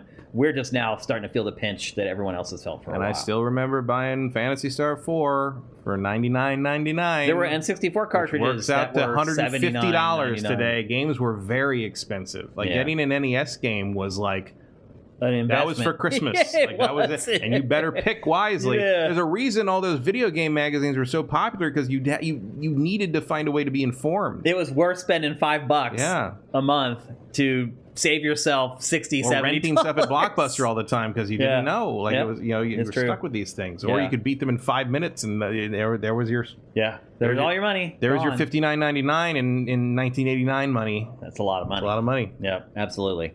And then that was pretty much it for the Ubisoft Forward. So you were not impressed by it, generally? Not particularly, no. Yeah. I still don't really understand Skull and Bones.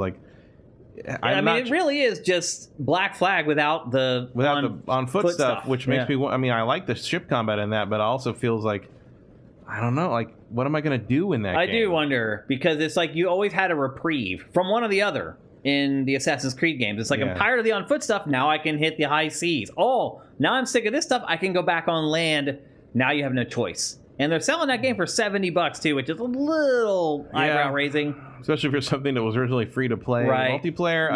It's I don't know. Like, it's going to be interesting to see what that turns out to be. I mean, look, if you're just I would not recommend somebody goes out and pre-orders that game right now. No, but I mean, if you're sailing around, blowing stuff up, and you got a home base you're upgrading and walk around, like, that could probably keep me entertained for a while. But at the same time, it's hard to gauge how multiplayer, because it's like PvE, kind of PvE, PvP, whatever they said. It's complicated. And it's just like you can turn off the PvP and just do PvE, but you also can have PvE with the PvP, have a PvE, PvP. And so it's like, I don't know what the game is. Is there a story? It seems to be a story. It seems to be some kind of story. Well, the story is you're trying to become but I worry there's going to be like a division thing where it's just like, here's the premise, go do the starting mission. Okay, there you go. There's the world. And I'm just like, that doesn't interest me. Yeah. Like, I want a little more. I have a feeling that's probably it's how it's going to be. Suspicion we'll see. would go that way, yeah. Yeah, but I'd give this forward probably a C.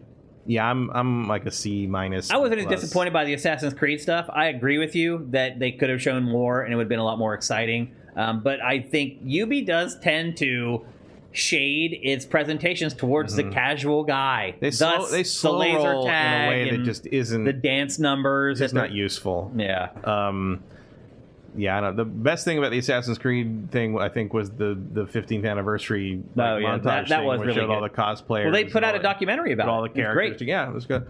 You know what's interesting to me? This is a side note, but it's interesting to me is like the cosplay Assassin's Creed cosplay community is not more dedicated to original assassins, like making your own assassin. Oh, right. As opposed to dressing up like the existing ones. Yeah. I always figured that would be like you pick like the time period of history or the culture you're interested in, and you design an assassin outfit for that, and that's your costume. Yeah. But it tends to be more dressing as the existing characters, which I thought was surprising. Are really, even for someone like us who's played all the games, can be hard to tell the difference between every once in a while. It's just like, is that Edward Kenway, right. or is it exactly? Is it? I do that too. Yeah, like there's that period that 1700s stretch where you're like, you could be anybody. Any of them, yeah.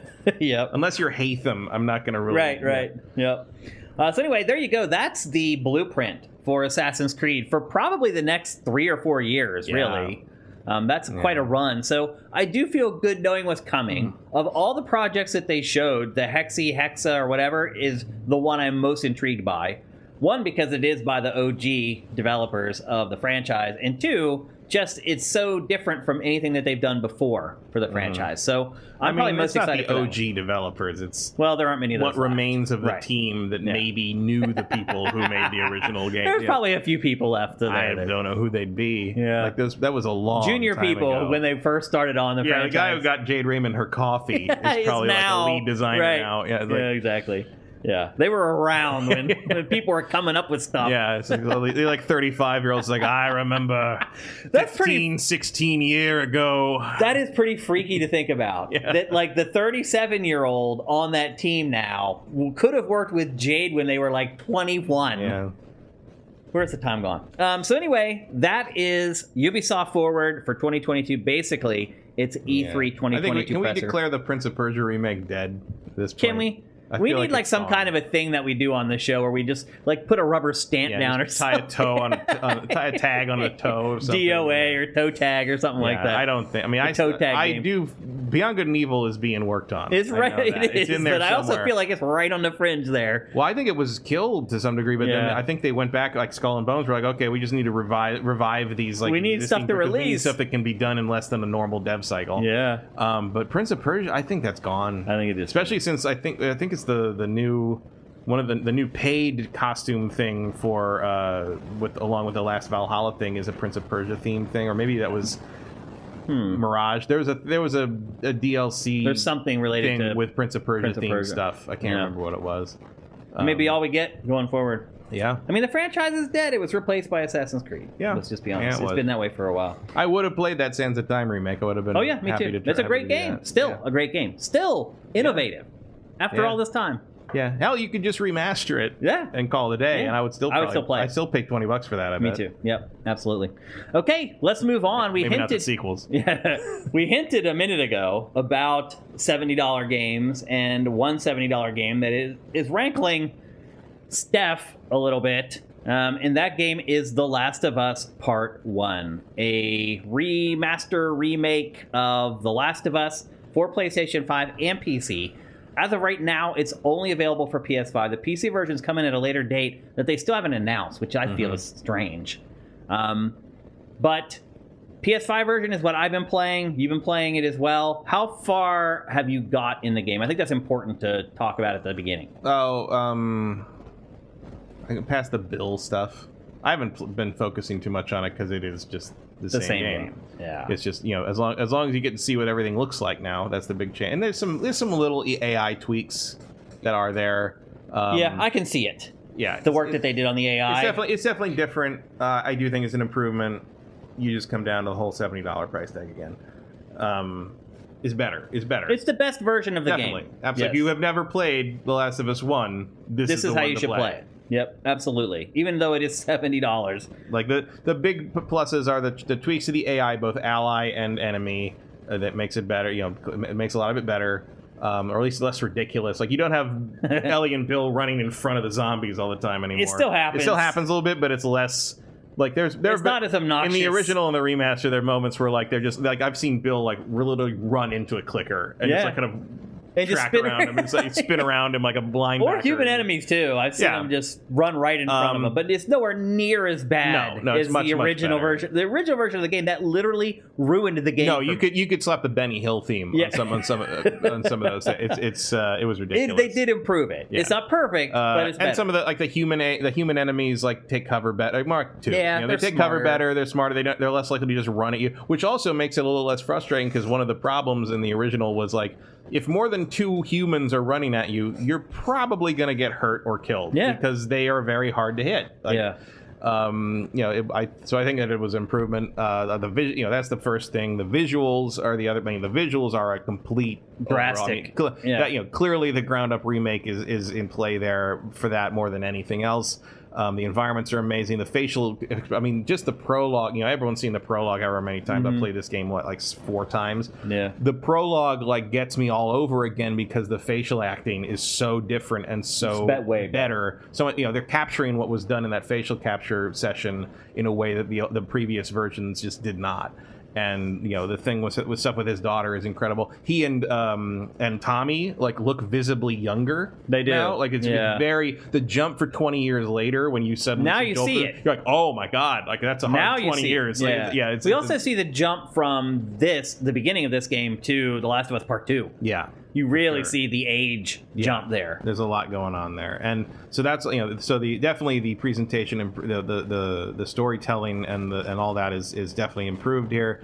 And the last thing is, of course, all the accessibility options that were never in the originals that are just sort of standard Naughty Dog, fare now. So that's cool. Sterling did point out that it feels maybe to some people who have not been able to play these games because of accessibility options, it might feel a little bit like they've locked those accessibility options behind a $70 paywall. Yeah. Which is a fair point. Yeah. I do feel though if you couldn't play the previous games because of accessibility option problems, you probably have never bought the game before. Yeah. So here you go. Yeah. And if the $70 price tag is too high, just wait.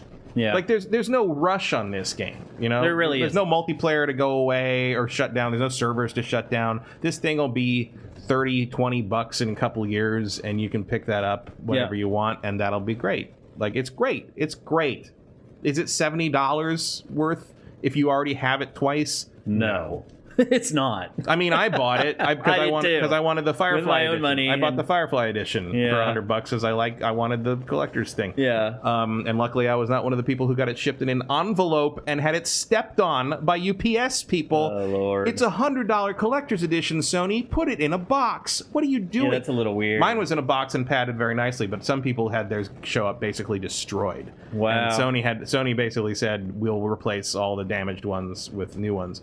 But you know what would make that not happen? Packaging them properly in the first place. Like I don't understand some of these companies, and Sony's certainly not the only one that does it. I don't understand these companies that have these premium limited edition collector's editions of things and do not pack them as such. Yeah, I had forgotten the bulk of the beginning of this game.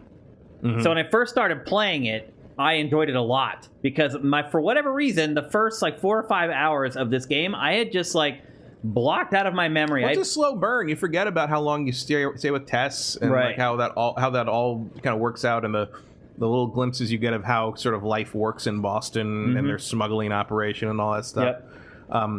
I also like how they changed Tess's. Tess looks a little more age appropriate for Joel now. She looks more like she's in her 40s. Right. Yeah. As opposed to like Joel fishing off the teenager pier. Like, you know, like there's an element of that that's like, okay, because Joel's like got to be pushing 50 in this game. Well, hey, after watching the new Game of Thrones show, I don't think anything will ever offend me. True. Because there's like 13-year-olds having sex in the new Game of Thrones. It's I mean, welcome to medieval times. I guess.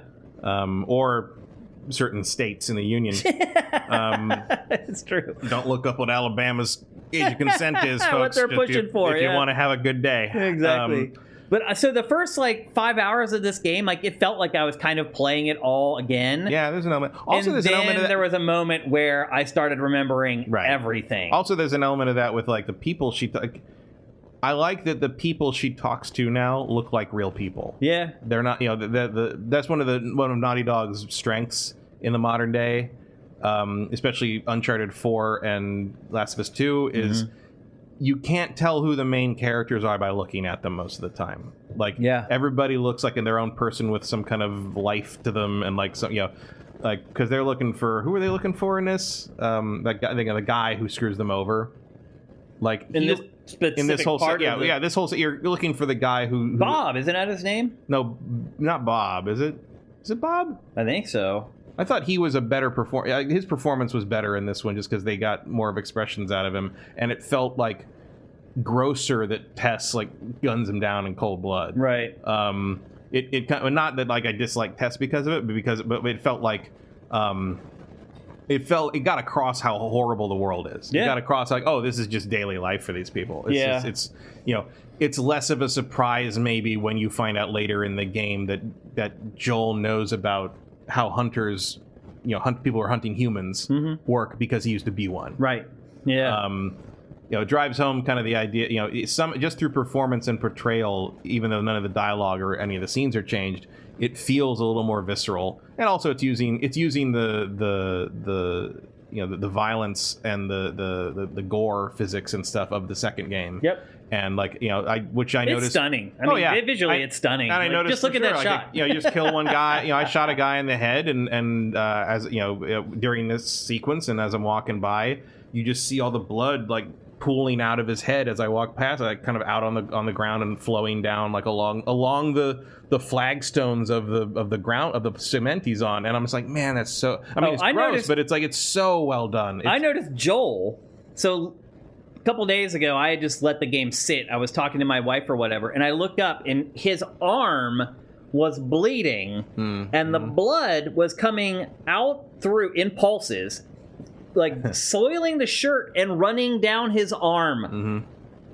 Yeah. And I just stood there and just looked at it for like 90 seconds, watching his arm bleeding with his heartbeat. Like, visually, it's amazing. Although I will say this, at the same time, it's a little disheartening because I do feel like, how are you playing this, Matt? Are you playing it in fidelity mode or are you playing it in performance mode? Performance. So I'm playing it in fidelity mode, and all this B-roll you're seeing is in fidelity mode, and it's stunning. It's jaw-dropping. The frame rate buckles all the time. If I walk from inside to outside, it gets jittery, like every single time. I mean, that's fidelity. Which makes me realize, though, that this is kind of the limit of what we're going to get on PS5. Like, if Naughty Dog can't push more out of it... This is the limit of what you're going to get out of this engine. You think so? Unreal 5 is already doing better than this. Yeah? Yeah. I hope so. Because I was disappointed. I'm like, it looks great, but if this is all Naughty Dog's going to get out of it... This is what you're going to get out of this engine in this version, in this form, because they're obviously not going to, like, make a whole... this was kind of a cheap project. It was just it was a interim project to keep this team sort of with something to do until the next big thing came along. I hope you're right. So I don't think this is the limit by at all in any respect. I think you're just looking at the limit of what their tech that they had to kind of work with without any more jumps is going to do. In the same way that, like, you could have said that about Uncharted 4, but then Last of Us 2 came out. Like, they've always got more up their sleeve. I hope that's true. I'm playing on performance mode, and it's rock solid 60. And it doesn't look that different. I spent some time. I can't remember anyone's name for some reason. The head of the Fireflies. When you meet, black girl? Yeah, when you meet her and she's leading you, I spent some time just staring at her hood on her hoodie. Like her hoodie, the hood on her hoodie is just swaying back and forth as she walks, like perfectly. It's just the details on it. There's some crazy stuff in this, to be sure. Just the way the backpacks move and compress, and it's... Like, because I remember in the old game, like on the PS3, when like it was just the straps were kind of part of the thing, and it's sort of like that. And now the straps move with their body, and the detail on that, and it's little things. It doesn't affect gameplay. It doesn't make the game any better, to play or anything. But it's just those little things that make it a believable world and a believable people, and makes it hard, because I also do like that. Killing people in this game still retains that feeling of like that they're real people and like it's a bad thing to be doing. Well, they say things when you're taking them down, but they do it, I think, better than one of the things that does bug me about too is how kind of over the top some of the stuff is with like everybody saying each other's name all the time. Right. Like, oh my God, they killed Dave. Right. Kind of, it's just like, okay, I know everybody's a person. I get it. But you're gonna pay for what you did to Laura. It's just like, okay, it's like, okay, ease up.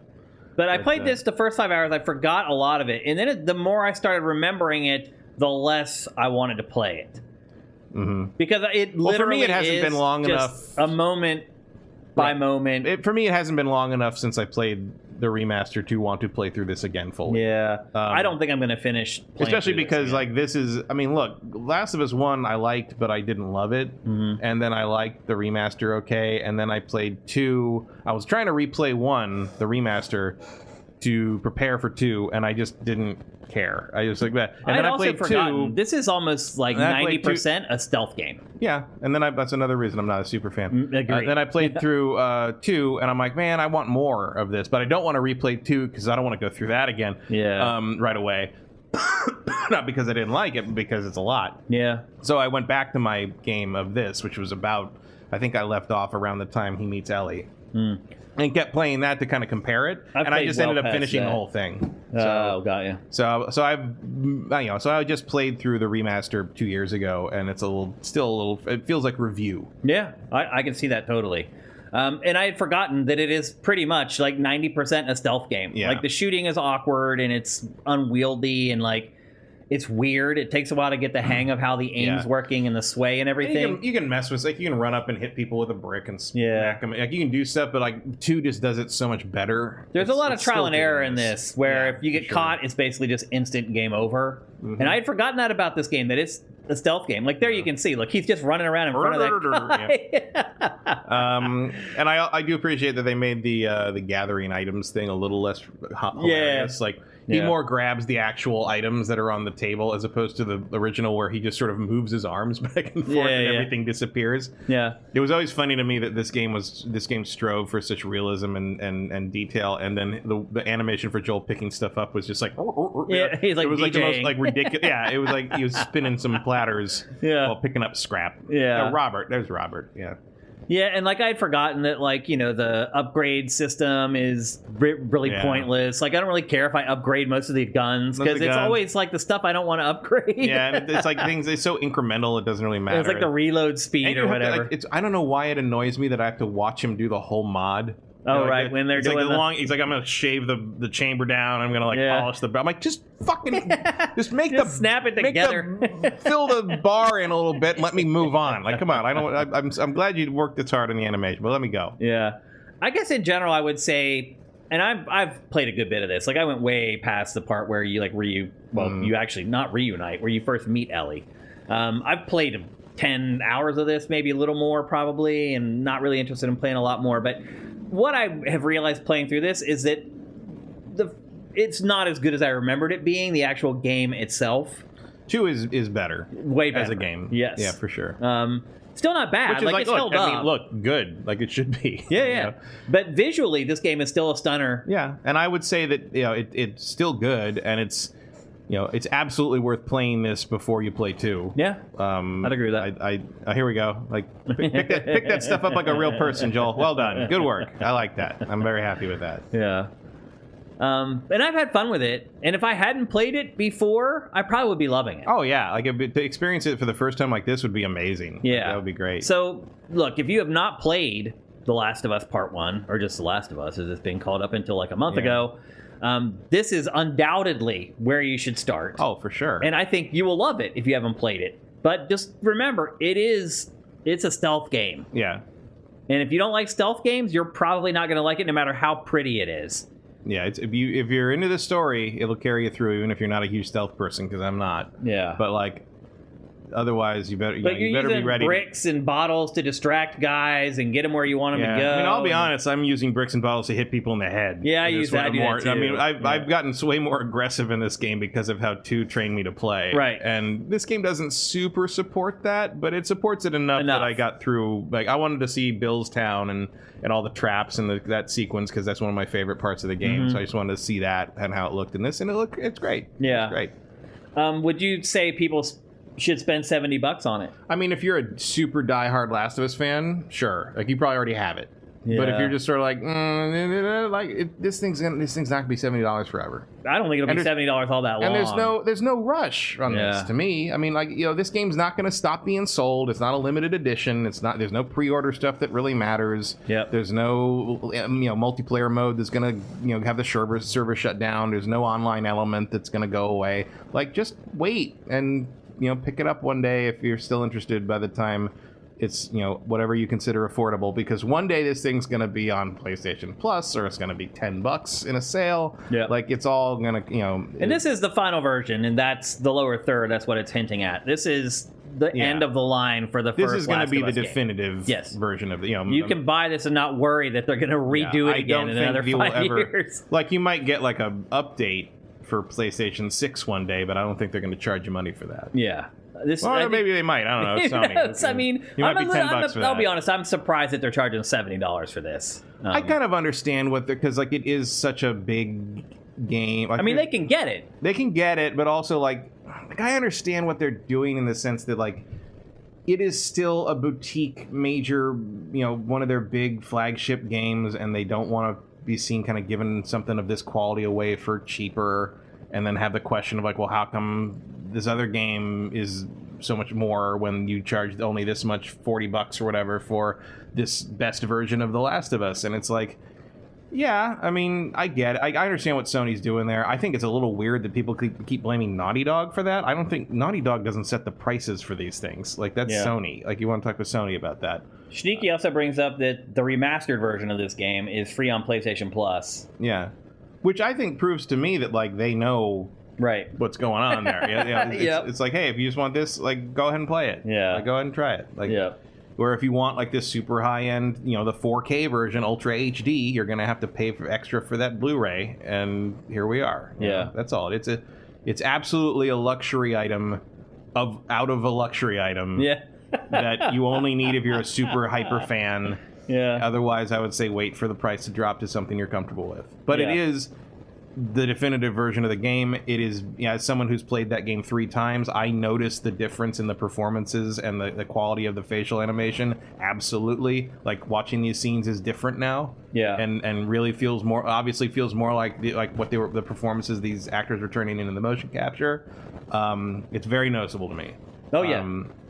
So, yeah, I do say if you like this game at all or have never played it, you absolutely should play this. But they have not changed anything No, in it this is game. the same game. Exactly the with, same. like, Same in terms mission of- objectives, same yeah. areas, same everything. Story, same moment by same moment, voice acting, all the same same. everything. Yep. It's just Prettier. better presented. And the AI's tweaked a little bit. Yeah. And it does make a difference. Not It as does. drastic as I would hope, but... I mean, but I even know, even early on when you're fighting those guys going to find Robert, I noticed in that first area. I definitely noticed. And I was like, oh, okay. I mean more, it's not like, oh my God, it's a revolution. It's more like, okay, this is more like 2, where people behaved like people, and not like, oh my God, everybody knows exactly where you are and runs right at you. Right. Which I prefer. I think that's better. Absolutely. The dumpsters still sort of feel like they don't weigh anything. It's just like, not everything's perfect.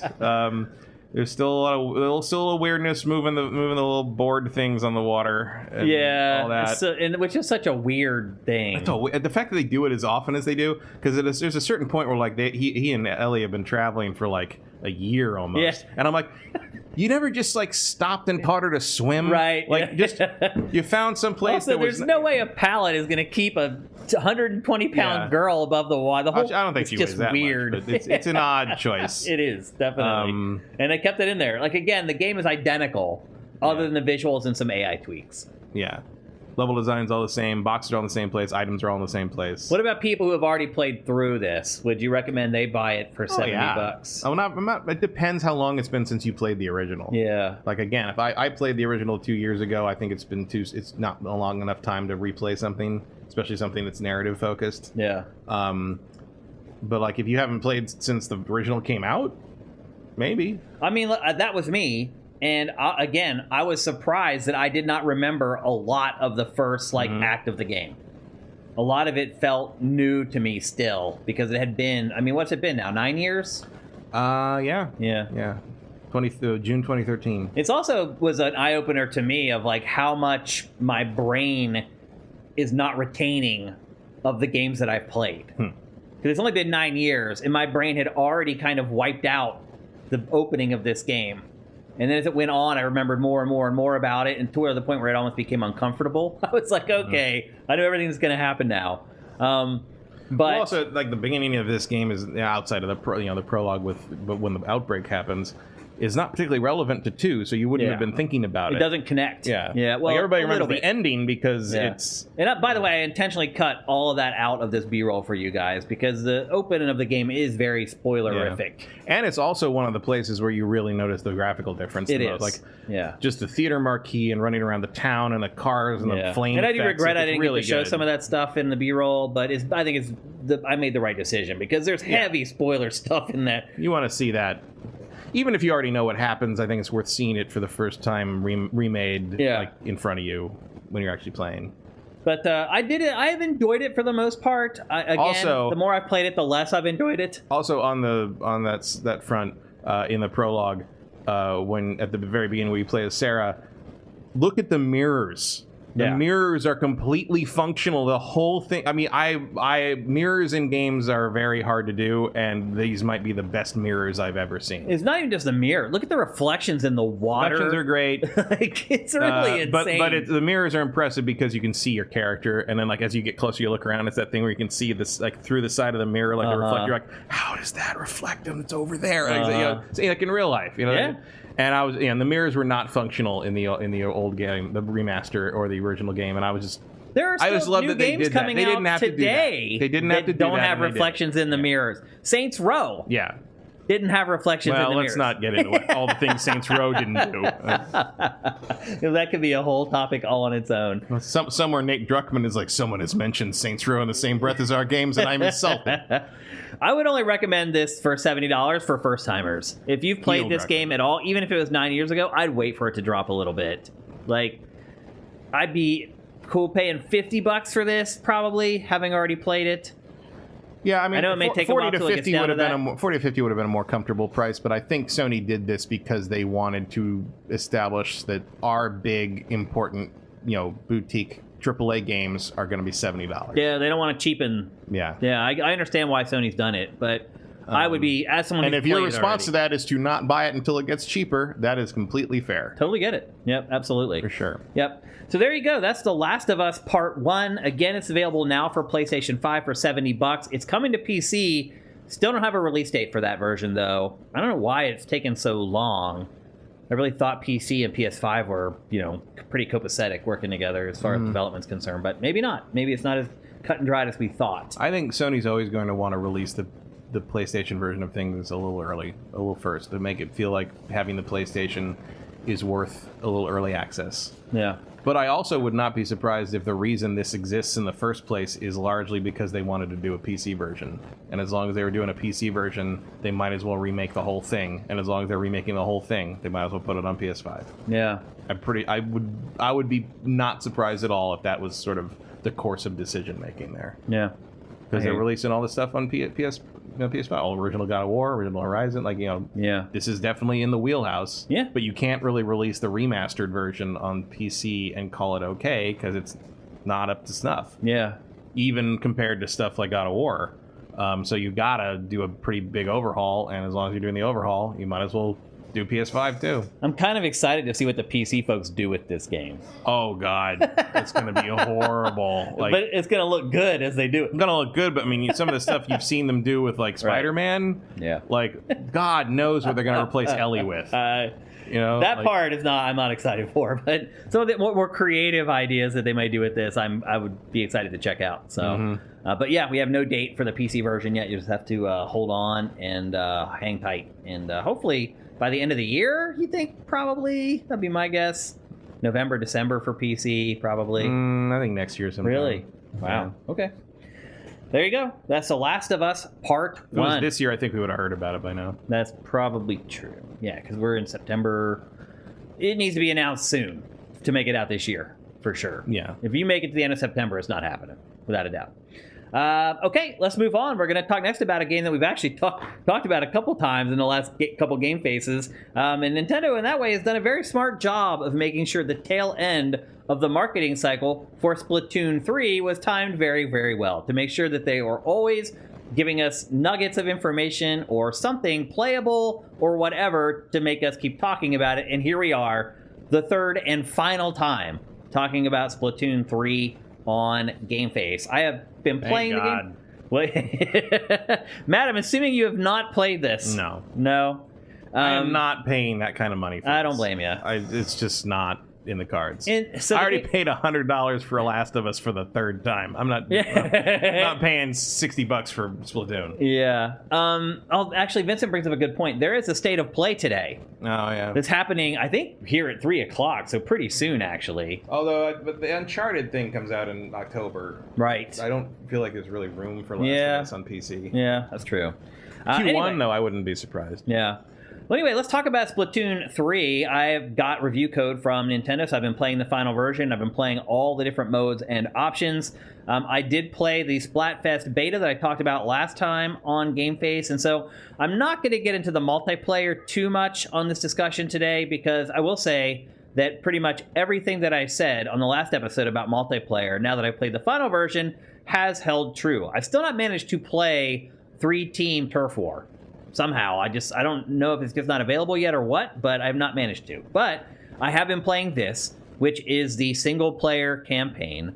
And I hinted at this last time I discussed Splatoon 3, that it is like the campaigns in the first two games in that you basically get sent to tackle each level separately. Where you're at right now is a hub, and this is like the beginning hub. Eventually, you get another hub that's like snow-covered, but the concept still works the same. You're basically in this hub, and you have to collect these eggs. And as you collect the eggs, when you play in the levels, when you go back to the hub, you can then use those eggs and this little fish critter sidekick that you have to clear this muck, kind of like Super Mario Sunshine. To clear the muck that will open up new pathways in the hub that will then lead you to new levels that you can play. And that is sort of the gameplay loop that you follow throughout the campaign. Again, this is like the tutorial area. Eventually you get to this area that's like all snow covered. And once you get there, there are basically 6 different levels that you can play. And then there are multiple stages inside each of those levels. I think I roughly did a count. It seemed like there was around 30 or 40 different stages that you can play. And they're all pretty complex. They're not really like copy and paste, like, oh, I played this one, now I'm playing this other one, and it feels the same. They do a good job of mixing up things, and it is, for the most part, like a glorified way to learn how to play the game and prepare yourself to go online and play multiplayer. There is a story behind the single-player campaign. You're basically looking for... What was the name of it? It's called like a Zap something. All the verbiage in this game is so weird. You can... So once you get to the hub world that's snow, you can kind of choose your way through the campaign. It's not like a rigid order. You can choose how you want to spend those eggs to clear away the ooze however you want. Now, the problem is I had problems figuring out whether the pathways that I was opening up were going to lead me to the next proper mission, or it was going to lead me to a side mission that did not take me forward in the actual campaign. But it does give you some latitude to kind of figure out how you want to play your way through the campaign. But basically, the creature that provides the power to your city has been stolen, and in the campaign it's your job to rescue it. It's called like the something Zapfish, the Mega Zapfish or something like that. Oh, it's the Great Zapfish. The fish sidekick is used for more than just clearing away the ooze, though. You actually use them out in the levels as well. You can toss him like a grenade, and he actually will attack enemies for you, and then you can obviously finish them off with whatever weapon you're using. And again, I think the variety is really good, but it just doesn't feel like a coherent campaign. There's not a lot of cinematics that like help the story move forward. There's like one when it starts, it sets everything up. And then for the most part, you just keep going, jumping through the portals, heading into each mission and playing it. And there's not a lot of context that ties all the missions together, unfortunately. And this is your objective on every mission, to get to the end and then save this thing. I still don't even know what the hell that thing is. Is that a fish? It's of some kind. That's that fish. Yeah. It's not the Zapfish. It is. It looks like a Zapfish. Yeah, maybe it's not the great. It's not the great Zapfish. Yeah, that's the overall arcing plot of the campaign, is to save the great Zapfish. But every mission you finish, and then you come back to the overworld, and now you've earned more eggs that you can then use to clear more of the ooze away to reach new portions of the overworld, and that's pretty much how the single player campaign plays out. Again, it does do a pretty good job of preparing you for multiplayer and some of the other options in the game. Here you're seeing me clearing the ooze with the little fish sidekick and the eggs that I collected playing in the last level. And now there's a new pathway open, and you cruise down, and eventually you get to a point where you can play a new level. And sometimes there are multiple ones that you can select from. Like I said earlier, about being able to have some agency over how you tackle the single-player campaign. The missions are pretty short, so I said there's like 40 missions total. It literally, like, if you're good, you can get through most of them in like 5 or 8 minutes or something like that. So if you actually add up all the time it takes to finish it, it's not as much as you'd think. I say 40 missions, you're like, whoa, that sounds like a lot. You can complete them really quickly. You go through them pretty fast. And then once you get to that other snowbound hub world, then you can start like upgrading as well. You can upgrade both yourself with a very, very simple skill tree, or you can upgrade your fish sidekick. And just a pro tip, upgrade yourself, don't upgrade the fish. It doesn't help all that much. The upgrades that you give your playable character do make a bigger difference, though. And that's pretty much it. There's boss fights. I've only fought 2 bosses so far, and they're pretty good. I mean, as far as boss fights in Splatoon go, they're probably the best that I've seen so far.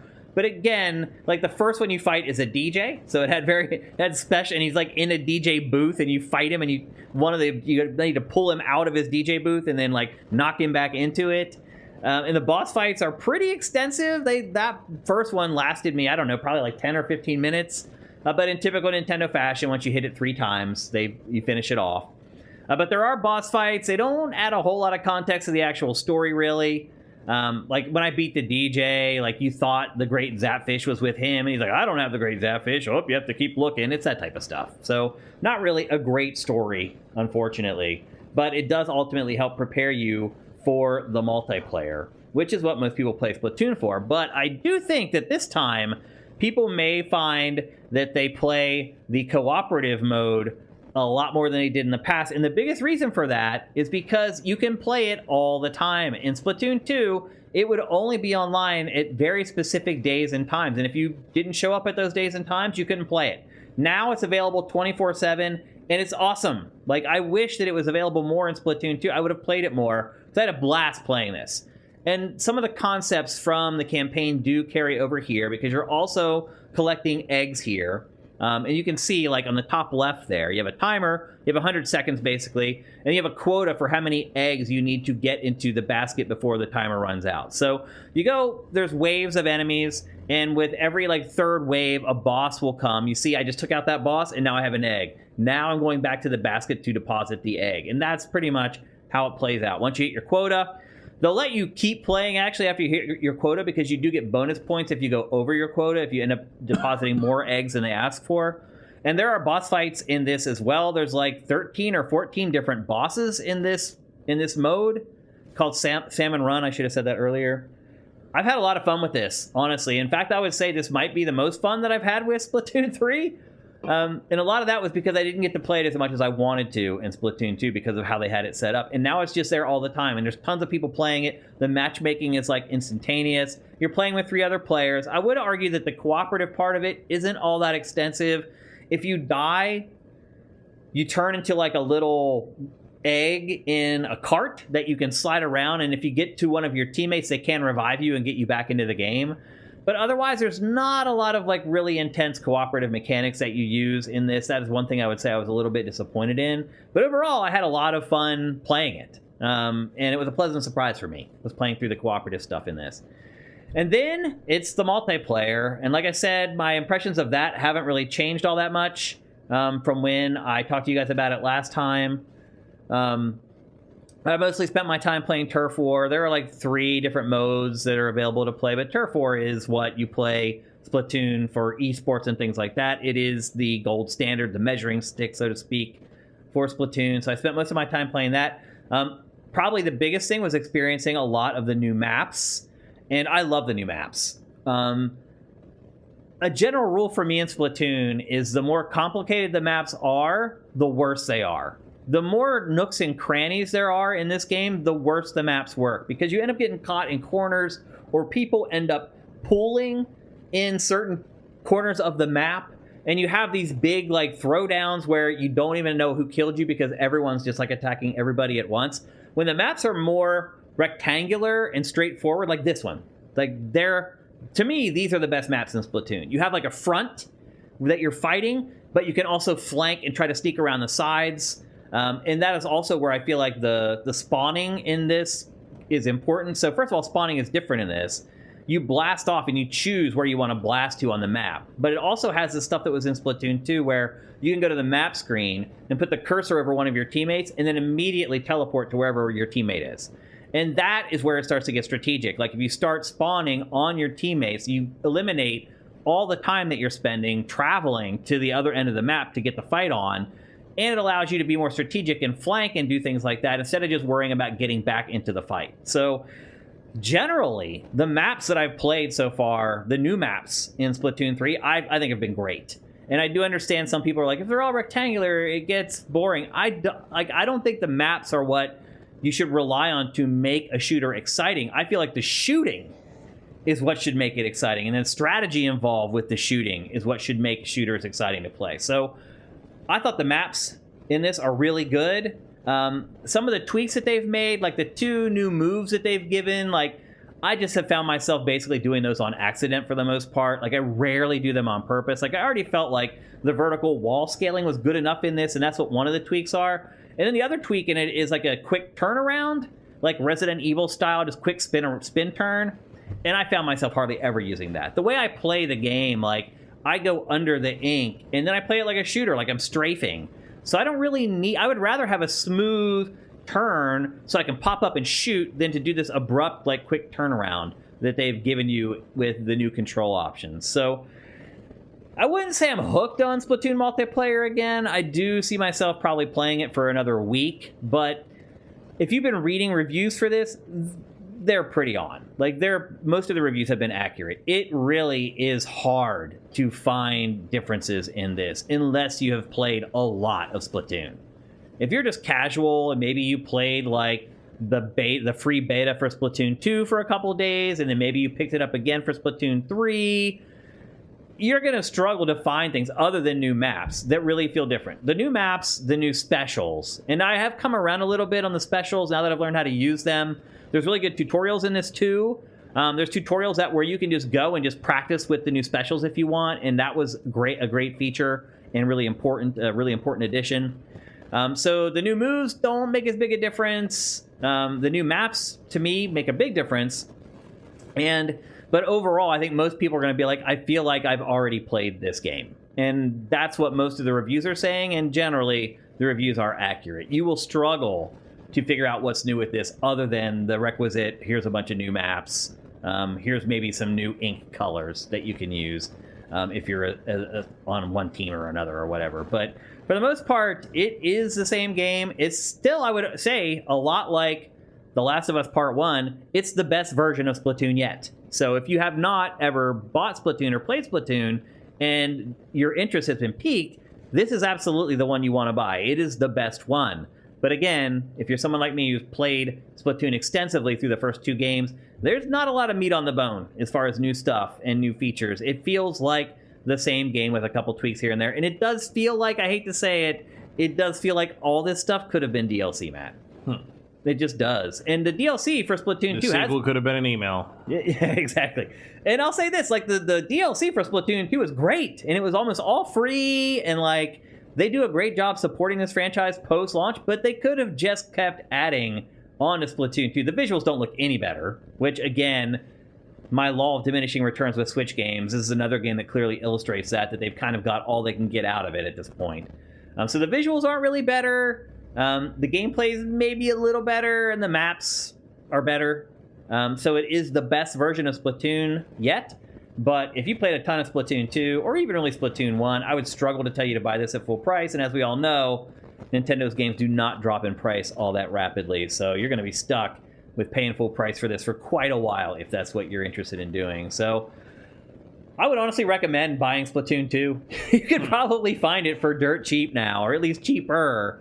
And you're really not missing that much from Splatoon 3, sadly. Particularly if you're a noob and you haven't really played the franchise all that much. So, do you have any questions, Matt? Has anything I've said convinced you to maybe give it a go? Nope.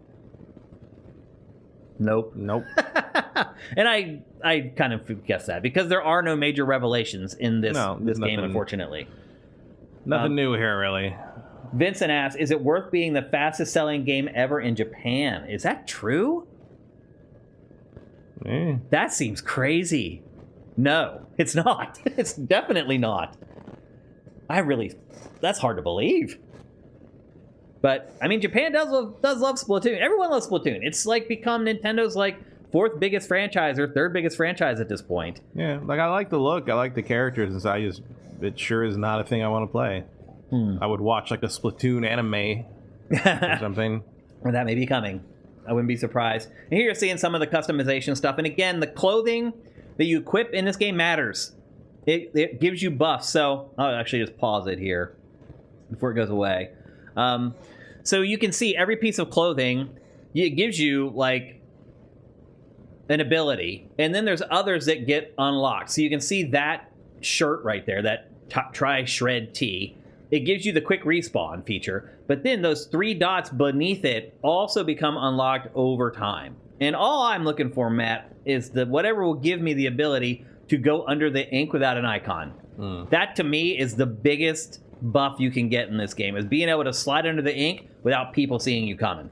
And I have not got that yet. I've not unlocked it. But I will also add that, like, you are at a disadvantage when you start playing this game, because the other people are playing with clothing, because you have like a hat, a shirt, and shoes, and all 3 of those things give you buffs. So when you first start playing, you'll have those things, but you only have one ability instead of all like 4 of them unlocked, and you're playing against people that have the best weapons unlocked, that have the best buffs unlocked. You do feel a little bit at a disadvantage when you jump in as a noob, because I didn't jump into multiplayer on this until like the last couple days. When I first got it, I played through the campaign, and then I played the cooperative salmon run stuff, and then I jumped into multiplayer, and it appeared that I was in the minority there, and everybody else had jumped straight into multiplayer because they had all maxed out all their clothes and unlocked all their abilities in their clothes, and I had not. So I did get roughed up a little bit when I first started playing it, and then after like a day and a half, as I started getting some of my stuff unlocked, I started being able to hang and compete pretty well after a while. And the other thing I would say, Matt, is that the Joy-Cons are still kind of crap. Like, my Joy-Cons still, like, disconnect all the time. Like, they're not as bad as, like, when I first got it, and, like, my right Joy-Con literally wouldn't connect at all, and I had to send it back and get it replaced. But, like, if I rest the Joy-Con... Like, I play this game with split Joy-Cons. Like, a Joy-Con in each hand. That's how I've always played Splatoon. That's how I excel at the game.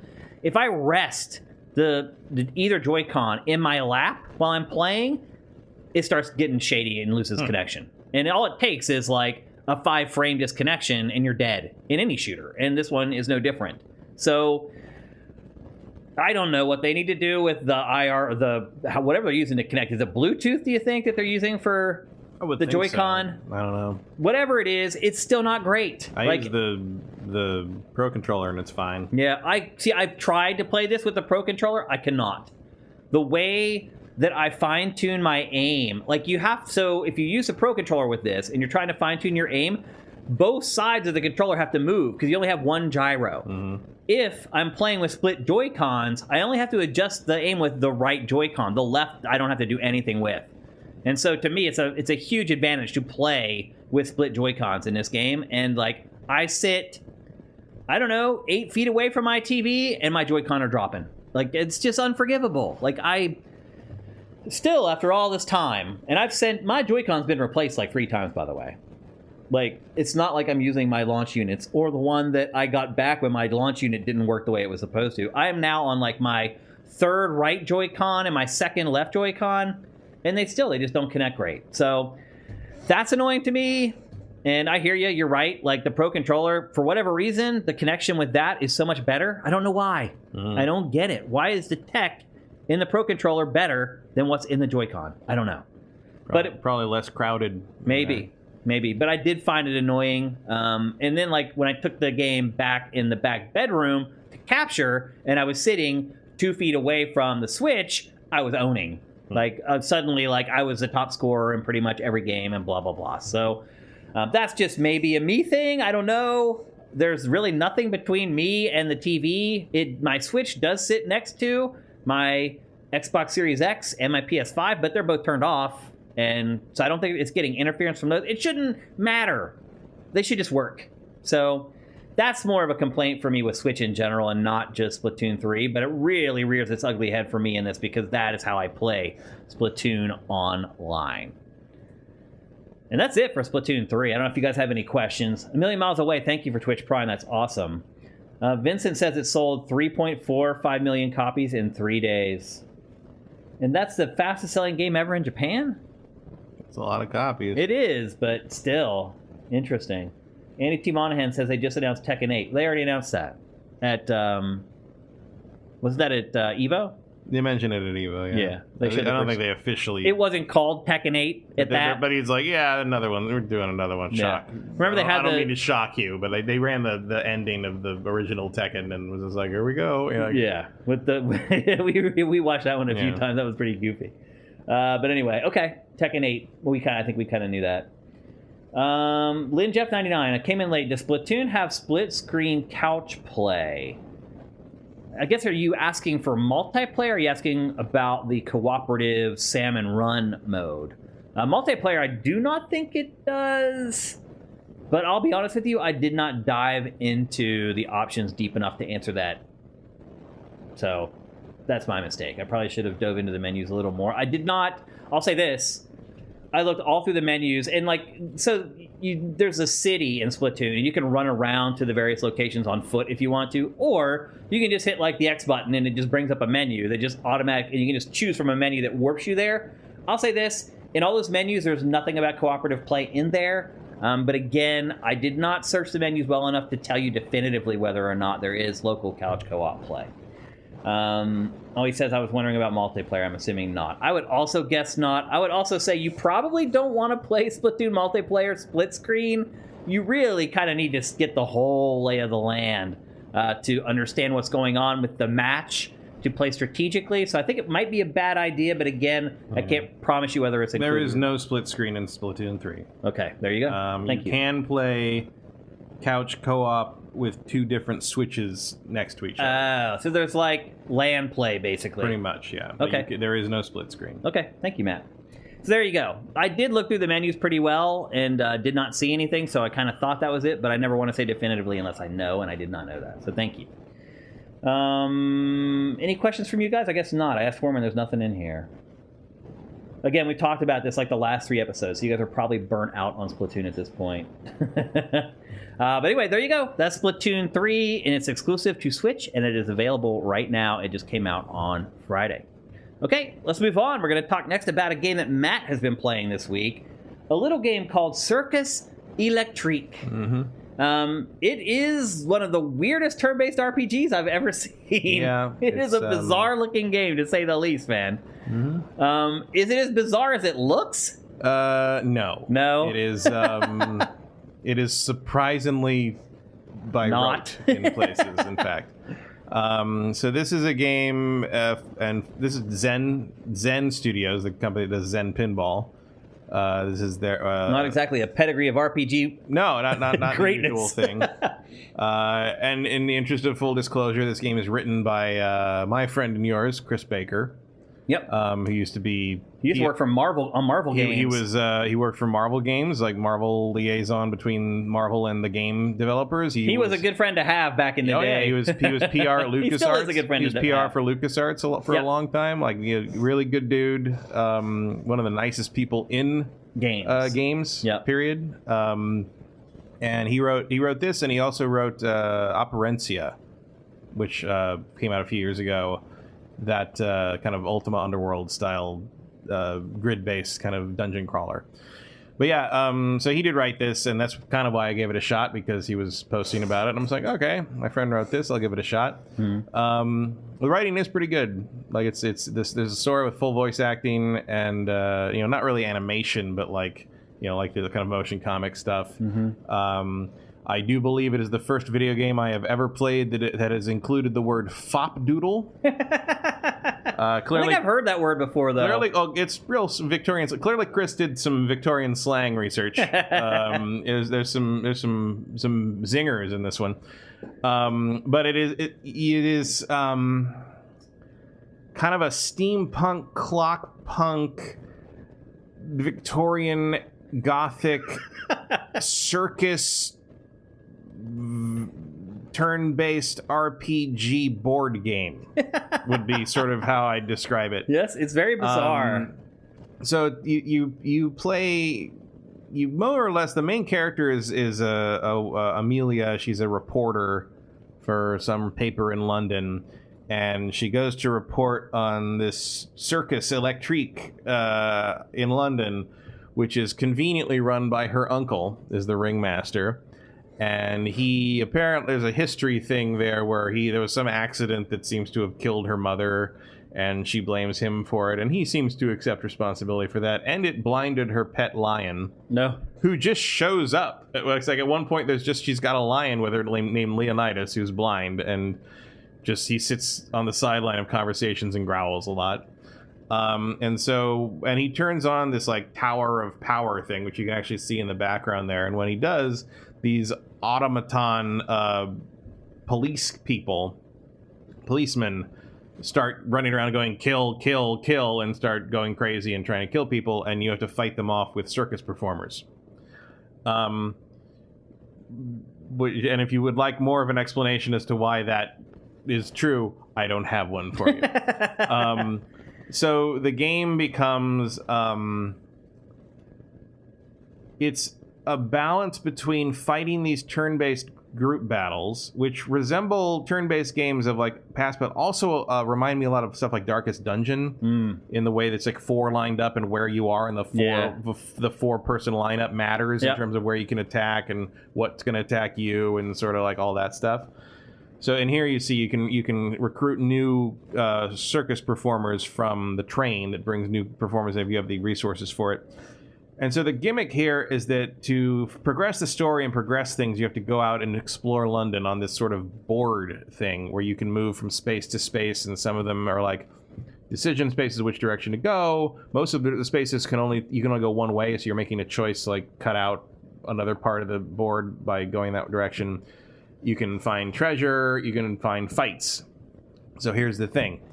Every day of the game, a day ends after a fight.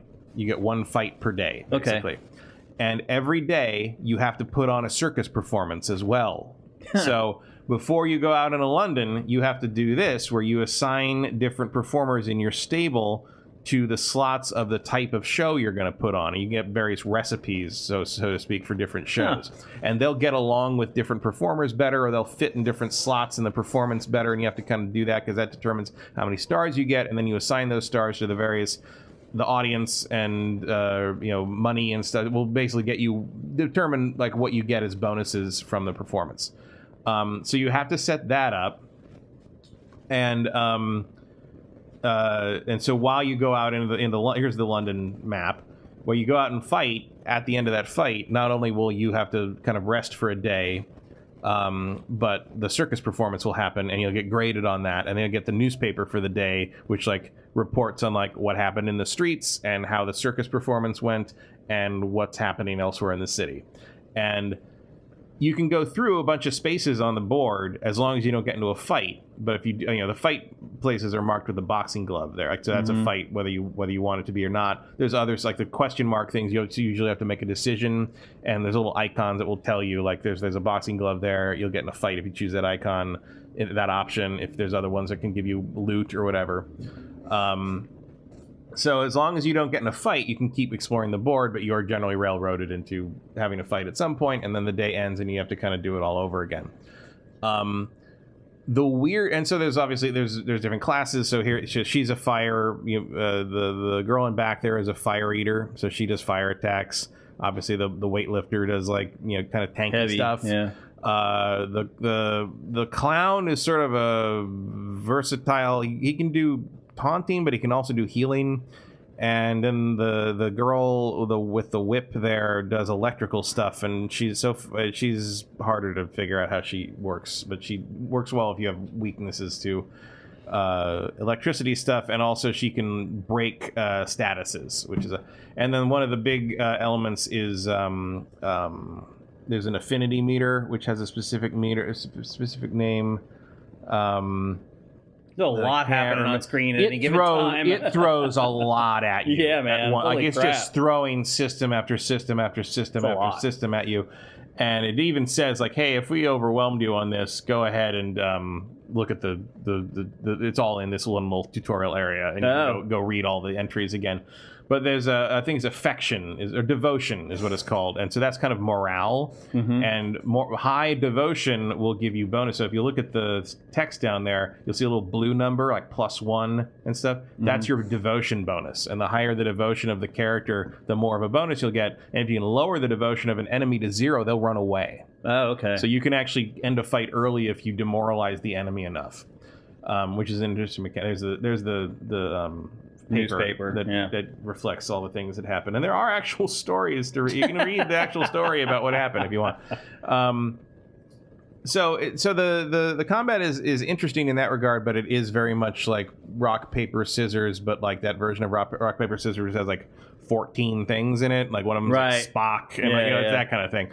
A lot of stuff to keep track of, like character interactions to keep track of. You got to keep recruiting people and like figuring out what those different like classes matter for, and whether you should put them in your fighting team or whether you should put them in your performance team, and whether you should swap those once in a while because they do level up but level up slower. And you get different buildings in your parks. Like over there you can see like the sleeping tent. If somebody gets really badly beat up, because the clown actually does a pretty good job of keeping people healed. He has an automatic like morale boost where everybody gets one character whoever gets the lowest health, I think, gets 7 hit points per round from him, and then he can do actual healing abilities. But like if someone gets really beat up, you can put them in the sleeping tent for a night and they'll get a much bigger recovery. And you get more buildings in the circus that kind of help with that. The weird thing is that like, so the thing that's kind of not engaging me with this is, well, A, I don't really care about circuses. And who does? But B, there you can see a series of choices. So I can see the top one has the boxing glove. That'll be a fight. And then the others are like loot. The weird thing here for me is that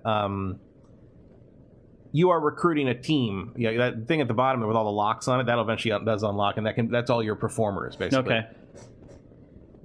Maybe I'm not far enough in the game, but none of those performers have personalities. There are not characters in the story. They are just archetypes you have copies of. They're all different people. They have different names and look different, and some even have different voices and lines, but they are not participants in the narrative. Amelia is so at the end of the fight, she and her lion run out and celebrate with the team. Right. And you're supposed to be leading the team, but that team is never part of the story so far, at least so far.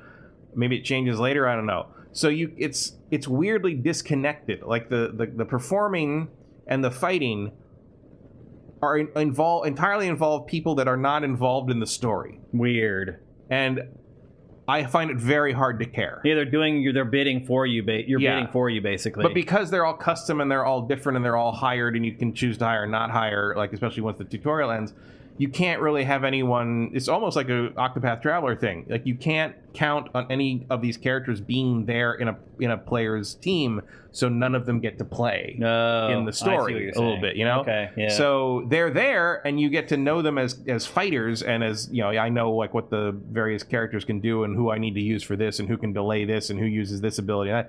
But in terms of being characters in the story, they're not. It's not a thing. And I find that weirdly disconnecting. Yeah, I don't blame you at all. So it's very aesthetic driven. So if you like kind of a thinky turn-based system, especially if you like Darkest Dungeon but don't want it quite as unforgiving, this will fill that role.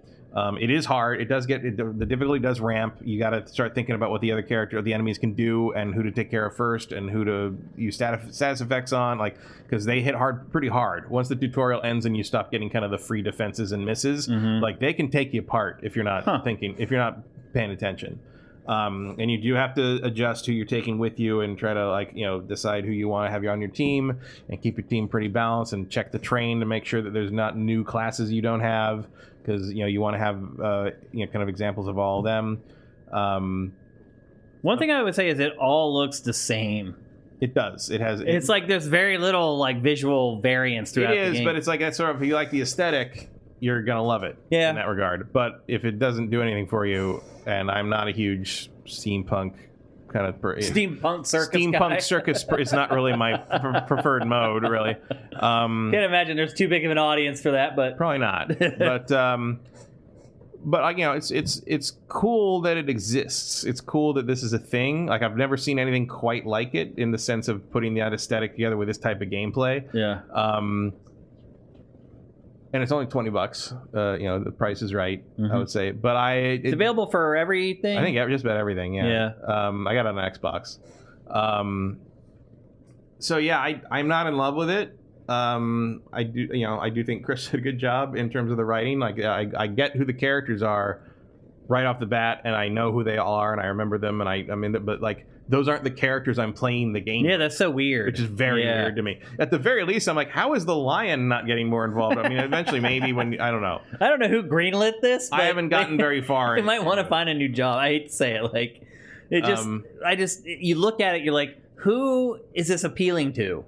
I can see how you'd see like if you played the cards right on this, you could kind of pull the BioShock audience. Yeah, I mean it has that vibe, but it's equal parts interesting and off-putting. Yeah, by nature of its subject matter. Yeah, and that's not its fault. Like Circus Electrique did not make people afraid of clowns. Yeah. Poltergeist and it did that. It sure did. There is no mention of fears of clowns in psychological or psychiatric literature before the 1980s. Is that true? Yeah. Interesting. Poltergeist and it did that. Definitely Poltergeist, man. Yeah. It made me afraid of clowns. That was the 80s created a new phobia. No, I haven't gotten over it since. I'm not still afraid of clowns. Yeah. I don't care. I never cared about clowns one way or the other. I just don't understand. John Wayne Gacy might have created some fear of clowns. I think John Wayne Gacy was in part responsible for the 80s trend of making clowns scary. I think you're right. Yeah, I think you're right. Yeah, I think it all started with him. There was something because there was a wholesome element to clowns before. McDonald's didn't pick a clown because people were afraid of them. Yeah, it's because everybody liked them. Yeah, not anymore. Not anymore. And look, this game does lean into that a little bit. Like the clowns are creepy, and I think the game knows the clowns are creepy. Like they're kind of playing with that a little bit. But overall, I just was sort of like, okay, cool, but like I don't. You would not recommend a purchase of $20. I mean, I don't. Yeah, a very specific person. There's a very specific person who sees this and is like, mine. Yes, absolutely, and like that's cool. Or again, I keep coming back to Darkest Dungeon. Darkest Dungeon is the closest comparison I have in terms of the actual turn-based combat. And if you like that, sort of brain teaser of a how do I get out of this without getting completely ruined, this game will do that for you. Yeah. With a much more forgiving system than something like Darkest Dungeon. It's not nearly as punishing as that, but it gives you that same flavor. Yeah. And I like that, but like, I don't know, it just wore thin for me very quickly. Okay. And moving around the map, the fact that every time you move and get into a fight, you have to then go back and do the damn it looks like it's planning all like thing again. Text and menus. It's all menus and text and stuff like that. And the other thing is like, I don't know what this was designed for, but I found it rather small text wise. Like I found reading everybody's. If you look at that B-roll, you'll see like everybody's ability has like 4 or 5 lines. Of what it does. It's just a lot of and stuff. And after a while, I'm like, what is it doing? You know, it's like, and eventually you get it and you understand. You know, you learn the characters and stuff. But early on, and especially reading like a lot of the description and tooltip stuff, it's just a lot of small text that feels a little too small for a console game. Okay. Which you don't run into all that often. That's probably true. be fine on a PC or a tablet. I don't know if it's on tablet. I don't know if it's on mobile. Yeah. It would probably work fine on mobile. Production value is good. Gameplay, like it's so stop and go with the board, jumping back to planning the circus and then doing one battle and jumping back to the planning with the circus. And eventually you get to do more. You know, there's more spaces to go to and it's not as battle. But the battles are constant. That's the meat of the game. And you're always going to go back and have to do the circus again. And I really didn't care after a while and sort of gravitated back to The Last of Us and Assassin's Creed and Steel Rising. Yeah. So which we talked about last episode as well. And I did play Steel Rising some more. Speaking of Did it get any better?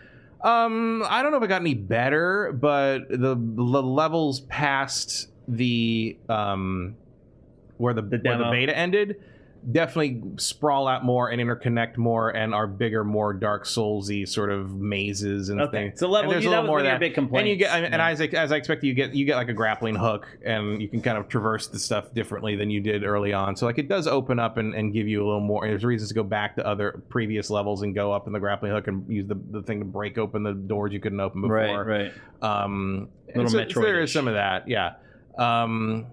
But it's, you know, all my complaints about how it's just sort of a mediocre combat system with a less than interesting story for the most part. A lot of men talking in rooms, more or less.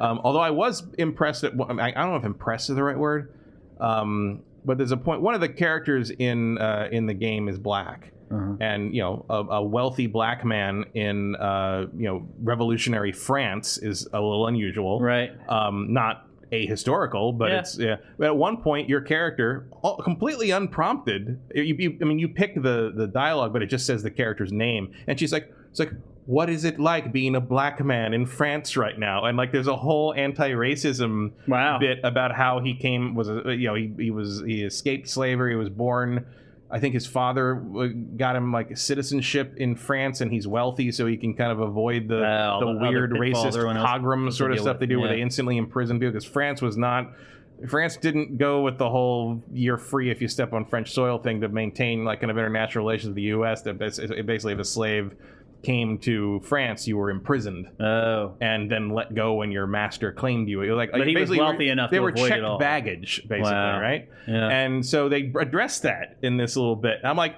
that came out of nowhere, but it's kind of a interesting part of history that you don't hear about, and they sort of tackled it head on. You learned something right there, and I was like, that's cool. Yeah, like especially after Greedfall kind of did a whole colonialism thing and never really addressed that. Right. It feels like maybe they learned something over at Spiders. Somebody must have said something. Yeah, and it made me wonder, like, I wonder what Greedfall 2 is going to be now that they seemed a little more aware of that sort of thing. So that was interesting. Yeah. But overall, it's just your impressions still are basically it's a mediocre Dark Souls game that probably does not have the combat systems to support it.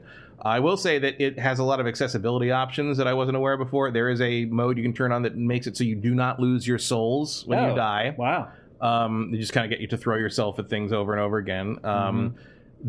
It actually does make a pretty good argument for why an easy mode would work on a Souls game. Yeah, it does not change. You can play without that, and if I hadn't known that was there by reading forums, I would not have ever tried it. Yeah, because I wouldn't have known what it was there. Yeah. And it did not change anything about the fucking game experience for me. Like it wasn't any easier because there's another easy mode in there somewhere. Like it was fine. Like it didn't change. Funny how that works. Yeah, so yeah, I thought that was cool. Like if you're bad at Dark Souls games and think they're too hard, this game lets you turn off the thing that makes Dark Souls games so hard, which is that you lose your money. Yeah. Like if you want to play a low stress Dark Souls clone, here you go. Okay. So if you're interested in that, like it doesn't matter if you die, really. Right. It's like any video game. You just go back and try it again. Yeah. So if you like to do that, that's your sticking point with Souls games. Unfortunately, there you go. The rest of the game isn't as good as no, Souls but it would. games. I think it would be. It's a pretty good training wheels kind of thing. That's a good point. Yep. Also, it's really pretty. Like it is very nice looking for the most part, and like it is a visually imaginative thing, especially if you ignore Lies of P. It's not their fault. This came out first. Yeah, this came first. The weapons are all really cool looking. You look really cool. All the outfits and armor, all the clothes you can change around. Like I look like a badass all the time with the fans popping out of her arms, and she's got basically like a revolutionary coat on and like a jaunty hat, and it's great. It looks great. It's cool. Again, I would have preferred to play a Greedfall Technomancer style game in this world rather than a Dark Souls game. Right. But it sure is nice to look at, and there's some really cool environments, and there's some really neat kind of French architecture tricks, and they try some new stuff. It does. It's not boring. It's just I just don't think. So you like it more than the first time you played it? I like it more now that I've kind of adjusted to it, and I will say that we're going through because the beta save does not carry over, so I had to play the parts I played all over again. But again, I did that about half the time because I knew the weird foibles of the combat, I knew the ins and outs, and I knew the bugs I might run into. There are a couple things that seem to be tweaked. A couple of the frustrating enemies don't do some of the spammy stuff they did as bad anymore, and I was able to get behind them and not get hit by weird hitboxes anymore. So maybe that beta did do some good. Yeah, I mean, that's what it's for. I will say that I ordered a copy from Amazon, a physical copy from Amazon, and I got the beta code the day it came out, which is the day after the beta ended. Right. So thank you, Amazon, for that one. That was very helpful. Well, I'm glad you slid that in there. Still rising. Yeah. A little better than what your first impression. A little better. Accessibility options, definitely a plus that I didn't know about before. Yeah, if you want something that shows you what an easy mode could look like in a Dark Souls game, I think that's a pretty good one. Okay. So, awesome. Hey, give it a shot. All right. Maybe not for $60. Or $70, I guess. Ooh. No, it's still $60. They're doing $60. Okay. The Amazon physical copy was definitely $60. All right. For now. Now that Ubisoft broke the dam open. Yeah, who knows? Even smaller studios like that may change. Yeah. Okay. All right. It's time to move on. We're going to talk next about a game that neither Matt nor I had the time to play this week, and it's ironic that we're talking about it today because Pikmin 4 was just announced today. It is a Pikmin-influenced platformer called Tinykin, and Vincent has jumped on it and played it for us, and here is his report. Aegis, my beautiful planet, shining with life, the home planet of humanity, according to what they teach in school. Nowadays, I'm the one teaching. All right, everyone, I'm here with Vincent Borchardt. He has been playing a game that Matt and I did not have enough time to get around to. The game is called Tinykin, and the name sounds familiar for a good reason. If you're trying to connect the dots and you're like, that sounds kind of like Pikmin, that's for a very good reason, isn't it, Vincent? Yeah, it's somehow like Pikmin likes to become my niche in my segments. Like I did Pikmin 3 Remaster, I did The Wild at Heart, now I'm doing this. Yeah, this is your third one, actually. And look, if Nintendo isn't willing to give us new Pikmin games, at least some of these other studios are starting to pick up the slack, right? Yeah, though they're a lot more different than Pikmin than you might realize. They're all trying to take different spins on the basic formula of you control a bunch of minions and have them do stuff. Yeah, and also there's the Ni no Kuni franchise, which kind of incorporates some of those ideas as well. How does this game tackle the Pikmin influence, though? How does it work? It's a collectathon platformer, and it's a lot more that than the Pikmin stuff, actually. You explore a world, you platform around it, and the Pikmin are basically your tools to do some of the tasks in the world. So they're kind of like you use them in context-sensitive environments? Is that how they work? Or can you just use them whenever you want? There's 5 different types of Pikmin. The Tinykins. What do they call them? They call them Tinykins? Yeah. Okay. And then, so with each niche, the purple ones are the closest to normal Pikmin. You throw them at stuff to move them, and they carry your stuff. Then there are the red ones that explode to destroy barriers and light lights and that kind of stuff. Mm-hmm. The green ones, you make like a ladder for your character to climb up so you can get around the areas.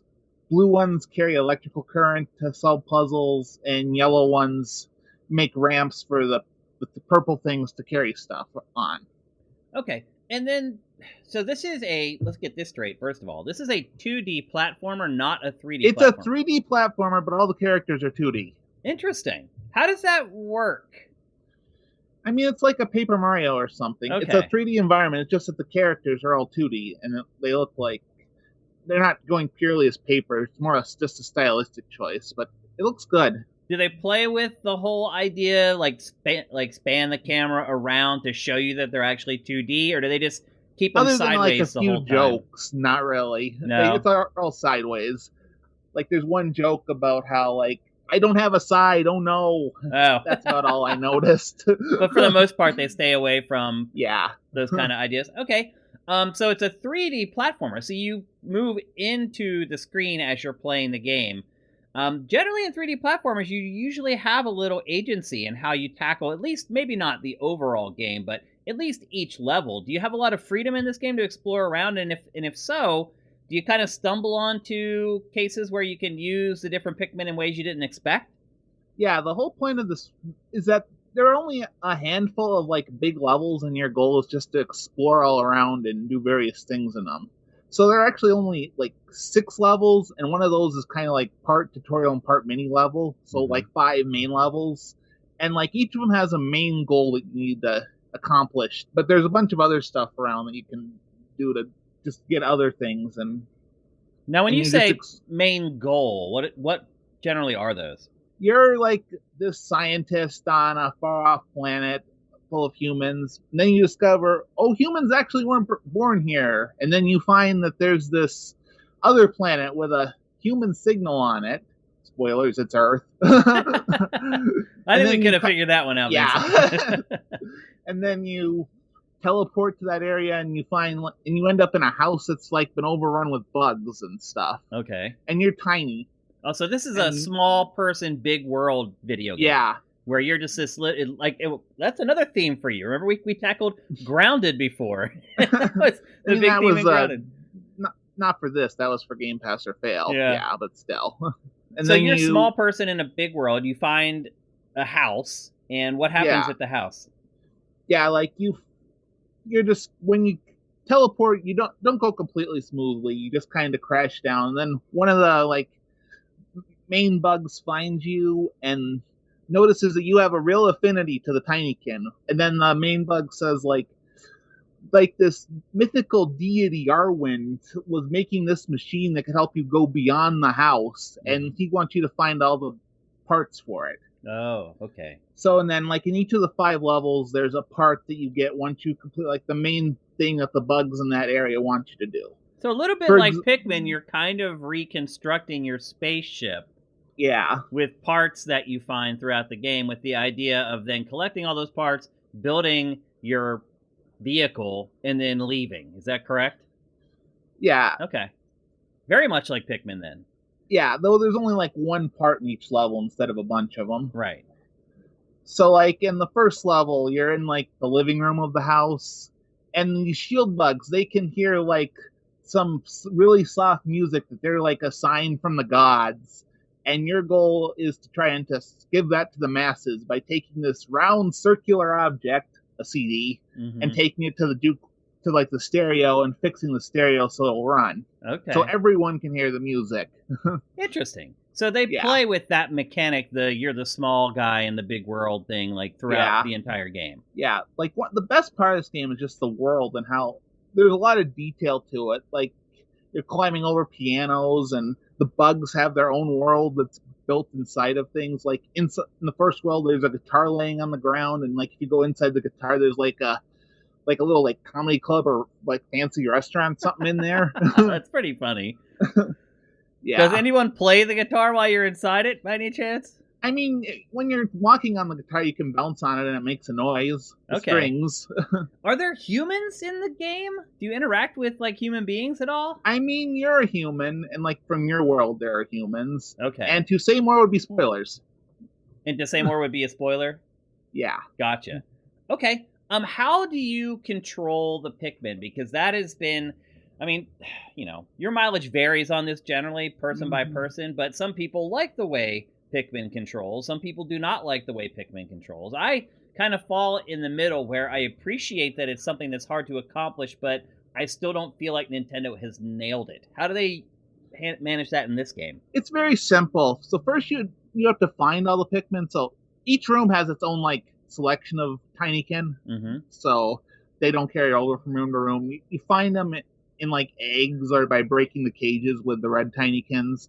Then like when you're just walking around, you don't have to worry about them getting stuck on anything or anything like that. Mm-hmm. Then when you come across something that interacts with them, you like hold the button and then it'll automatically select the right type of Tinykin you need. And then it does. Interesting. Yeah. And then you just throw them, and that's pretty much it. And do you feel like it works pretty well?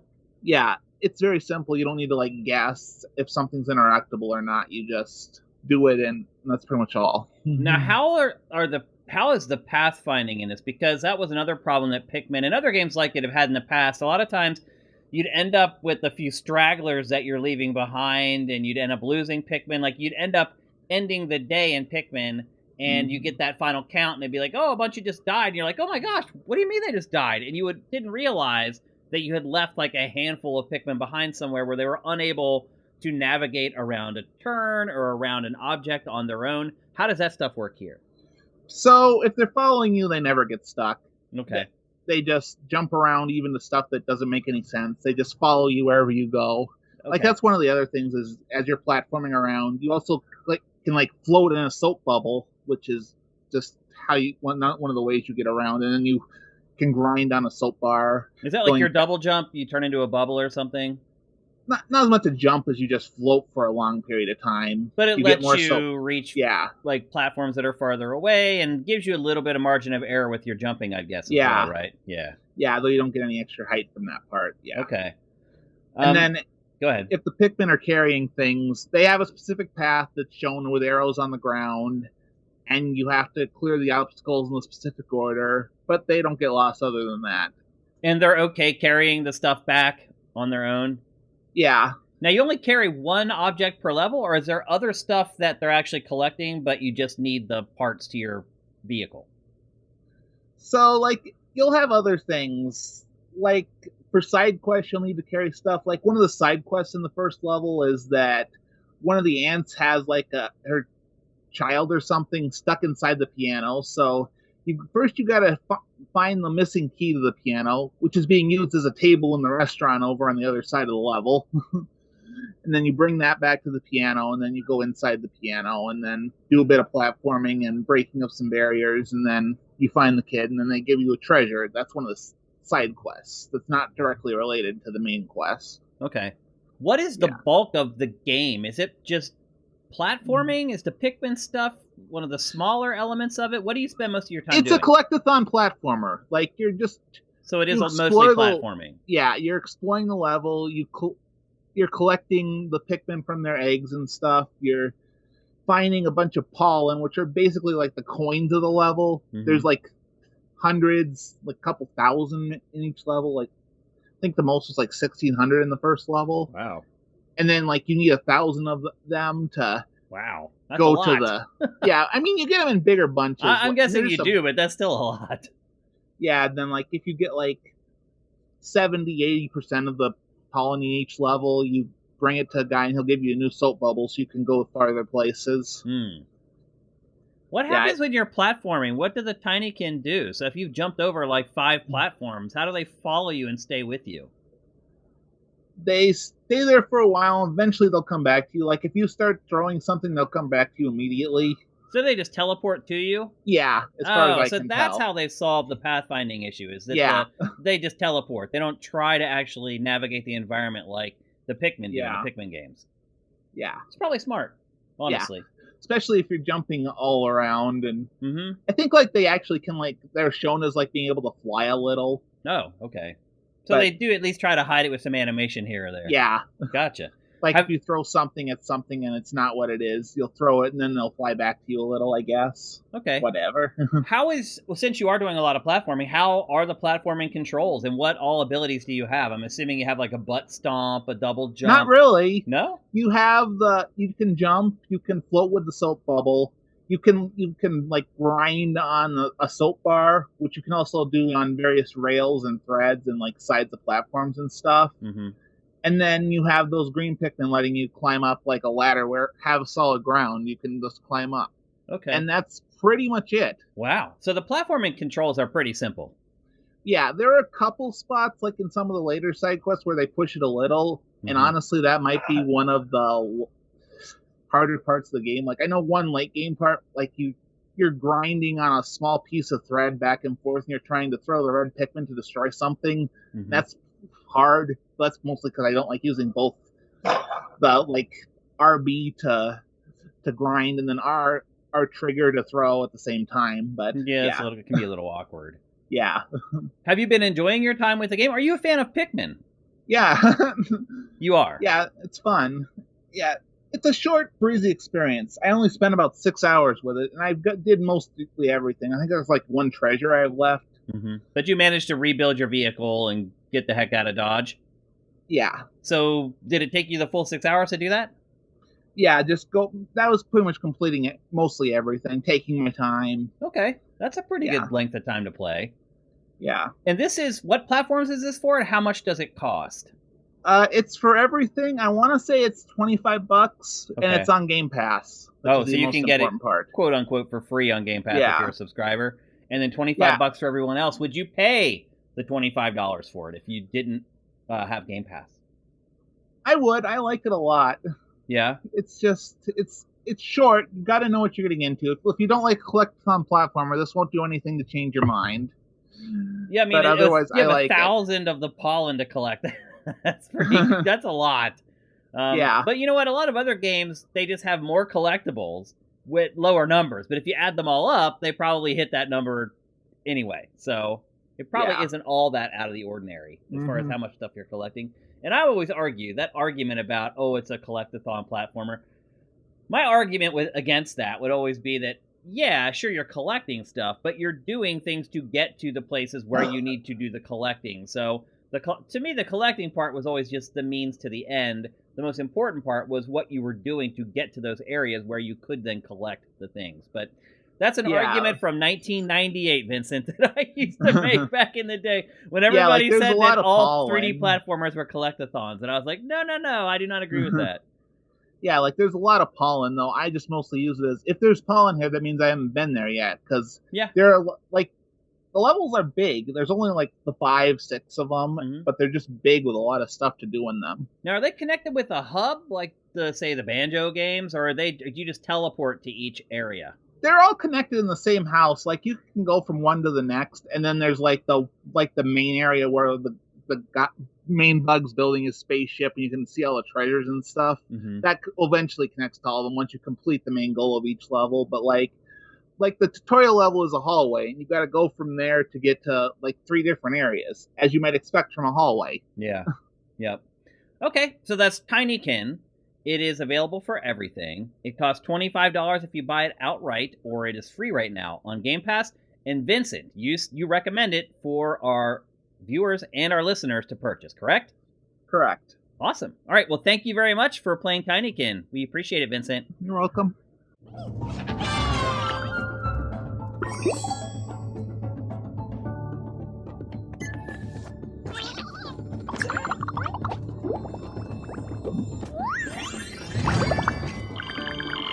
A big thanks to Vincent for playing Tinykin. Certainly one of the more interesting platformers that I've heard about for quite a while, so give it a look. We're going to finish off this episode of GameFace with one last topic, another big event that happened over the last week. It was Disney's D23. For the longest time, these events really were just all about TV and film. But now that Disney is starting finally to get back into video games. Disney Interactive seems to be back again. Again. They're starting to participate in this stuff again, which is a good thing because we got some pretty big announcements out of this. Not the least of which is we finally got a look at Amy Hennig's upcoming Marvel game. Not only did we get a look at it, we got a trailer for this thing, Matt, which, shocker. I mean, honestly, this trailer is just like all CG. Yeah, there's not a whole lot it's not like there's nothing from the game actually in this trailer, but it is a Captain America and Black Panther game from Amy Hennig, one of the writers and the lead developers on the Uncharted franchise. It is set in Paris during World War II. The slogan for the game is 4 heroes, 2 worlds, 1 war. And it's an original story set in a unique Marvel universe. First of all, are you surprised that they've given Amy Hennig and team the latitude to create its own little universe in Marvel? No. In fact, that's what Marvel prefers to do. So they're not that protective of that type of stuff then? The Marvel philosophy is that everything happened. In the multiverse. There's a universe somewhere where everything happened. Okay. So it's just another multiverse. It's just it's another timeline. All right. And they prefer to do that. All the games tend to take place in their own thing, just like Spider-Man. Because then they're off the hook for continuing stuff. You don't have to connect to the films or anything else. You can draw from the films as much as you want, and I'm sure they will. But yeah, you don't want to be beholden to any other continuity if you don't have to. So this is, I'm sure this is preferred by Amy Hennig as well. So she can just write her own story and not be tied down by anything. How do you think they came to have Captain America and Black Panther in this game? I think it's just like they're the most popular characters now. I think they're popular. I think they're an interesting pairing, and I think they have a similar power set, so you can have them both sort of doing the same thing and not worry about, it's not like a Superman Batman thing. They're both basically peak human super soldiers, and I think there's something worth exploring in the idea of Steve Rogers being a white man of his time teaming up with a black man of the time. Yeah. Who is... obviously World War II was fought over the Nazis, so... Who is T'Challa's grandfather in this. Mm-hmm. And sort of the idea, like there was segregated armed forces and kind of mixing in Wakanda in that realm. You want to see how Steve reacts. Now, Steve Rogers being Captain America and a hero is probably going to react just fine.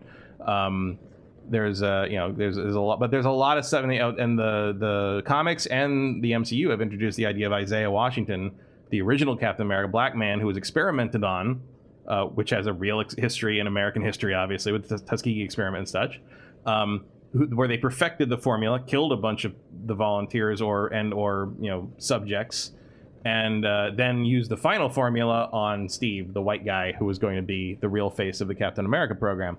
So... And presumably the head of state of Wakanda is going to be aware of some of that. Who are these people here, Matt? Obviously, I know who 2 of them are. Who are the other 2? One is she's one of the, on the right is, I can't remember her name, but she is one of the major founding members of basically the Wakanda secret special operations team, which becomes the Dora Milaje later on. Mm-hmm. And the guy on the left, I can't remember. He's an American soldier. I was wondering if it's maybe one of the people you were talking about. I thought he was Isaiah Washington at first, but I think he's got a different name. I saw his name and it's a different name and it's not him. Okay. But, yeah. So, and then that's Steve, and I can't remember T'Challa's grandfather's name, but he is 2 Black Panthers before T'Challa. Now there's the 4 heroes. What do you think are the 2 worlds? I think that might just be referring to the difference between America and Wakanda. Okay. I think because Wakanda is so isolationist, I think that might just be referring to the fact that these are 2 people from 2 very different cultures, 2 very different worlds. Gotcha. Okay. I don't interesting, don't you think? I don't think there's a multiverse aspect there, but there could be. Who knows? Right. I'm not saying there isn't, but that you mean with like the 2 worlds thing? Yeah, the 2 worlds thing to me says that these are just 2 very, very, very different men. I think that's what they're going for. I think that makes sense. We know who probably want very different things in Paris. Yeah. Like God knows what Wakanda's doing there. Mm-hmm. Probably somebody's stealing vibranium again, or the Red Skull's doing some horrible, because Hydra's involved. Yeah, I'm sure the Red Skull's involved in. Must be, absolutely. Yeah. I mean, if you're going to World War II with Captain America, there's gonna be some Red Skull and the Hydra stuff. Yeah. Interesting though, but we have no more information about it. My guess is this game doesn't come out till 2024, 2025. Yeah, I would say that's probably fair. Because her team is also working on another Marvel game that's a Star Wars game. Well, it's not Marvel, but not Marvel, it's Star Wars. Disney. So they're working on that plus this new Marvel game. It's a lot for a studio that just formed. And remember that we've got other Marvel stuff coming. That Wolverine game is in play. We should probably start hearing about that next year. Yeah, I was surprised. That is a bit of a spoiler for this topic, but it was not there. Were you surprised that they didn't show Wolverine? No. That's a long way out. Okay. So anyway, an auspicious debut, I think we'll see that next year. Anything from Amy, I'm all about. Oh, yeah, anything. So I'm pretty excited for this. Next up, we could do a text adventure and I'll pay $60 for it. I don't care. Next up, we kind of ruined this earlier in the show, but Marvel's Midnight Suns is now coming out this year. So it was originally scheduled for this year. It was delayed into next year. And now at D23, they announced that, in fact, it is coming this year again. Yeah, I have to assume this was to get away from the rest of Q1. And November. It's not coming in December either. They're just barely getting it out. It's coming in November now. I thought it was December. I thought it was November, the new date. I thought it was I could December. be wrong. Somebody in chat fact check us on that one. But holy crap. Have you ever seen... This has never happened before. I don't need to ask you. It's never happened that a game was delayed and then moved back to where it was before. It's just unheard of. It just doesn't happen. I think we're right, though. It's December 2nd. It is December 2nd, so just into December. But I think we are right. I think they saw an opportunity, and they're like, you know what? If it's not 100% clean code, it's good enough. Because the amount of money we'll make putting it out in late November, early December versus in crazy Q1. It would get buried in Q1. And you push it too far beyond that. I don't think you can probably delay this out of the fiscal. Yeah. So, I think barely getting it in before Christmas is probably the right move. Yeah. Yep. So anyway... Pleasant surprise from D23 that this game is now coming this year, and we'll have another game to talk about in December, which is awesome. We're going to need it for those last couple episodes of GameFace before we leave for the holidays. So there you go, December 2nd now for Marvel's Midnight Suns. Next up, Disney Illusion Island, which is a 2D cooperative platformer, and I believe it's 4-player co-op. Yeah. For Switch. It's exclusively for Switch. And it stars, obviously, Mickey Mouse and crew. This harkens back a little bit to... Yeah, it seems to be in the vein of the 16-bit games. Yeah. It definitely using the modern look from the current shorts they do, which if you haven't seen the shorts that use this art style over the last 10 years or so, look that shit up on YouTube because they're crazy. Really? Disney was... It's there's some shorts in this that I don't know how they got to make them. Really? There's some stuff in this series... This goes back 10 some years or so. I had no idea. This all looked new to me. There's jokes in some of these shorts that I'm like, how did that get past Disney? Wow. There's some raunchy shit in this. There's some violent stuff. It's a throwback to the old stuff, but there's an episode where... There's one where... That almost looks like a Flash comic, like a web comic. It is a little bit, but there's one of the three of them change brains, change minds, because Donald wants to be famous and Mickey's super famous, and they all learn that they hate being each other, so they have to go back. But there's also body horror involved in it. Wow. There's a whole thing where there's a really hot day, so they hide in an ice cream truck, and the ice cream truck loses its parking brake and goes careening through the whole town and almost kills all these people while they're cooling their asses off on ice in the freezer inside the ice cream truck. What? And they're all the reactions they have to cooling off is eyebrow raising. Yeah, it's I've never even seen this art style before. Yeah, this is these online shorts they did for going back about, I think, starting 2010 or so. Wow. And some of them are amazing. They're all on YouTube. Just go look them up. So this could be a hidden gem here. Yeah, if they keep the same style of humor in this, this might shock some people. Wow. And how good it is. That's good to hear. It's Disney Illusion Island, and it is 4-player cooperative platforming, which could be insane. Mm-hmm. And it is Switch exclusive. I'm not sure why. I mean, other than the obvious, Switch's audience skews a little younger, but man, they could sell a lot more of this if they put it out for everything, and eventually they probably I'm will. sure it will be on everything eventually. But it's a timed exclusive at least for Switch. Next up, Marvel World of Heroes. When was the last time you played Pokemon Go? I don't know, like a year ago? Yeah, it's been even longer than that for me. I finally just uninstalled it from my phone. I was like, why do I still have this on my phone? It's also become pretty bloated over time. It's actually a pretty big file. But anyway, Marvel World of Heroes is being developed by Niantic, which is the developer behind Pokemon Go. And it also works very much like Pokemon Go. They really just got the one game when it reskin. Yep. They reskin, what was it? Lord of the Rings, wasn't it? Was that Niantic that did that Pokemon Go clone? No, it was the one before that they based it on. Ingress. Oh, Ingress. Yeah, that was the original. Yeah. And then Pokemon Go, and now this. Lord of the Rings, and then the Pikmin thing, and then they did a Harry Potter one, didn't they? Yeah, that's what it was. Harry Potter, not Lord of the Rings. That's what I was thinking. I'm sure they're probably a Lord of the Rings thing. Well, this one is set in the Marvel Universe, and you literally go out in your neighborhood looking for Marvel villains to fight. Sure. It says players can create their own unique superhero identity and origin story. I don't know how that works. The most notable, you just pick from a bunch of options. The most notable thing in that is that one of the characters has an X-Men ability. Right. That's a big deal. You're right. Players will need to patrol their neighborhoods to foil crimes, complete superhero missions, and thwart interdimensional threats. As players level up, they will unlock equipment and abilities and will team up with Marvel superheroes such as Spider-Man, Wolverine, Captain America, and others to battle iconic supervillains and save the multiverse from cosmic and earthbound threats. Mm-hmm. So it's basically Pokemon Go, hosed down in Marvel juice, set in the multiverse. Yep. Do you think that's kind of interesting, though? I mean, I don't think I'll mess much with it. You don't think you will? No, I don't think. It's just going to be another grindy. It could be, but it could be fun going out in your neighborhood and trying to hunt down Marvel villains. No? No, they're not fun to play. You're right. When it comes down to it, the combat always sucks. Yeah. Yeah. It's just very rudimentary. Like, the fun part of Pokemon Go was throwing the Pokeball. Yeah. And, like, there's probably not going to be anything or like just that. being around other people who are doing it. Yeah, it was a phenomenon, and that was part of it, too. But, like, I enjoyed throwing the Pokeball at stuff. Yeah. It passes the time, and it's fun to do in line at Disneyland or whatever. But, like, this, like, I don't know what you're going to... I mean, what am I going to do? Like, draw hexes or something? I don't care. Like, I got plenty of Marvel stuff to play already. Pharaoh Doll says Nanali, Gabriel Jonas, and Azuri are the other characters from... Okay. Gabriel Jonas. That's right. Yeah, Gabriel. Yep. Vincent says, remember, Spider-Man 2 is before Wolverine. Mm-hmm. Yep, that's a good point. And one definitely won't. They won't be coming out at the same time. No, Wolverine's a few years away. Sneaky says, I'm so over multiverses. I think you're not alone there. It's starting to get old. Erebus asks, being divorced from the MCU was a major ding on Avengers. Do you think this could be a risk for Amy Hennig's game? No. Yeah, I don't either. Being divorced from the MCU wasn't the problem. Being a bad, being a bad idea was the problem.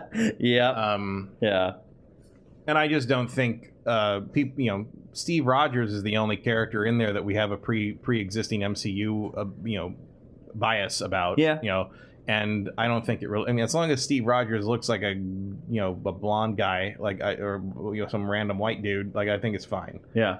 The other characters are all basically new to MCU people, so I don't think Gabriel Jones has been in the MCU, or if he has, I forgot about it. And the others definitely not, outside of maybe the ancestor shots in Black Panther's like Afterlife. Yeah. So yeah, mostly you're working with whole cloth there. Yeah. And I don't think anyone cares what the Red Skull looks like or sounds like. So no. He's been played by 2 people in the MCU already. So no, I don't think that's a problem. Okay.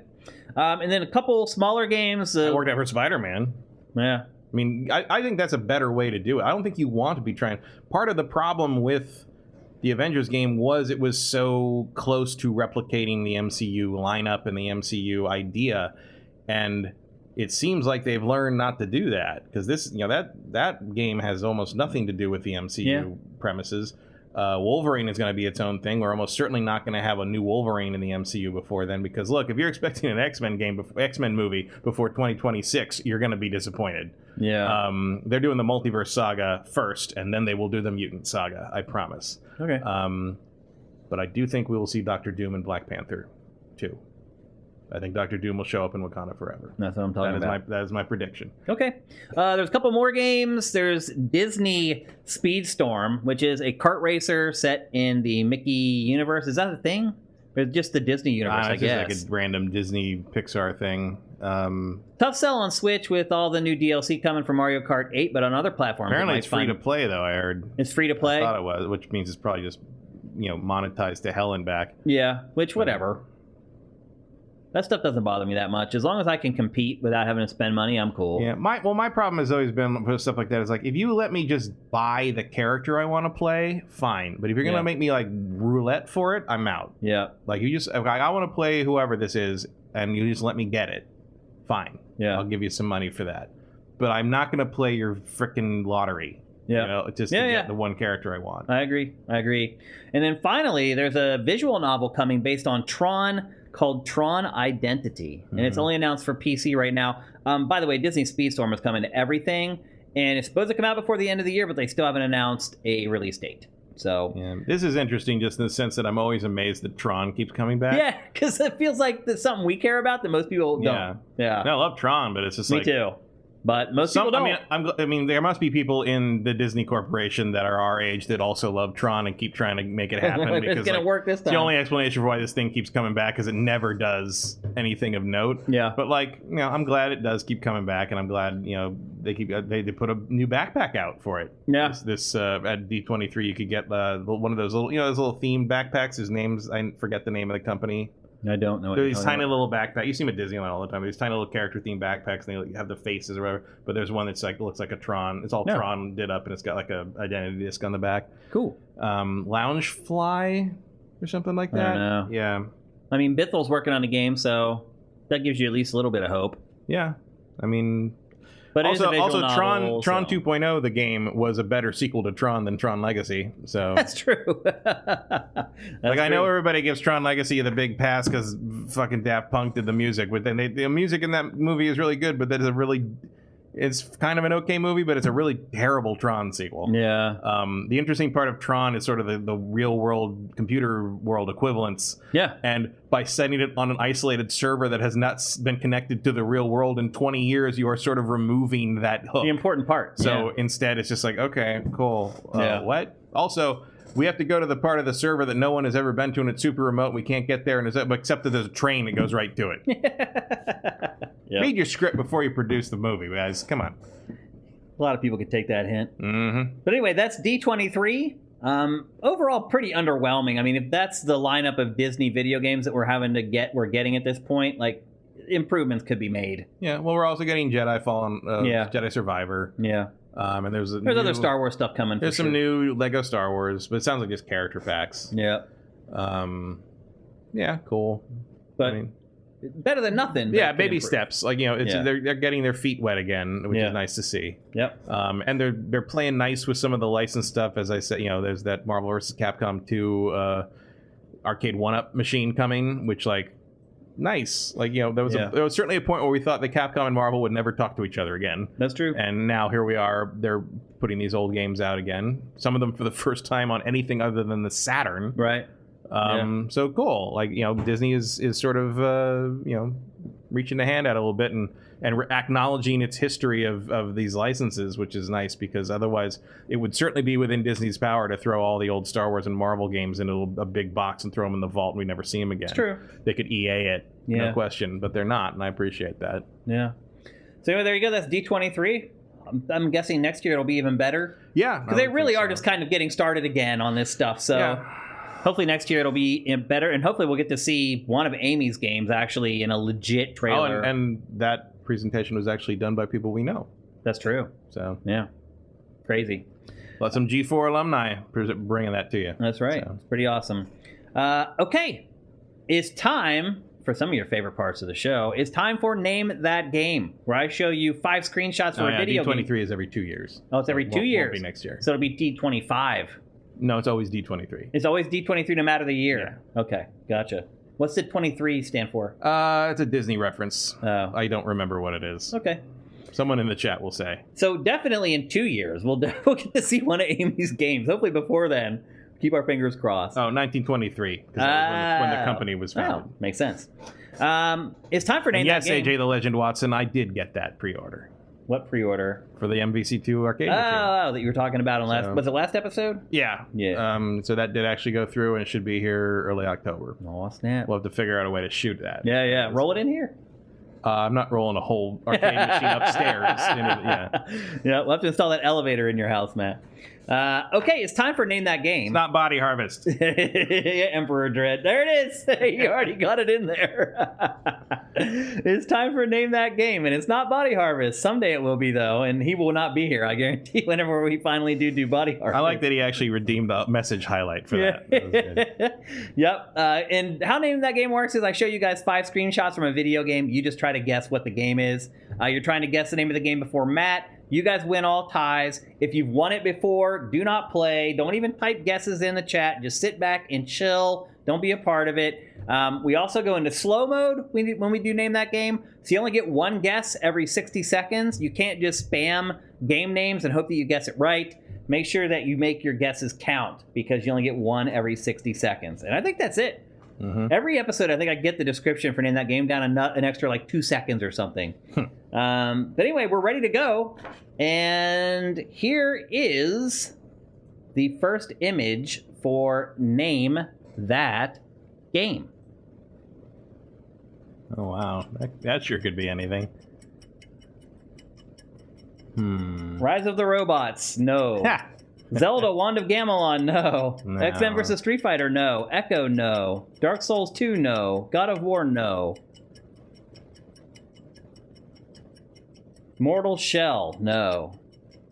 Don't forget, you only get one guess every 60 seconds, so make them count. Bioshock, no. That's a good guess, though. Yeah, the ocean at the beginning of that. God of War 2018, no. Metal Gear Rising, no. Control, no. Okay, I think we're going to go to image number 2. I made that one hard to figure out on purpose. This one's a little more obvious, and here we go. PS3 water sim with ducks, no. Tekken 6, no. It kind of looks like Skyrim. Ding, ding, ding, you won! Hey. Yeah, Matt! What do you know? Okay, they did just now appear.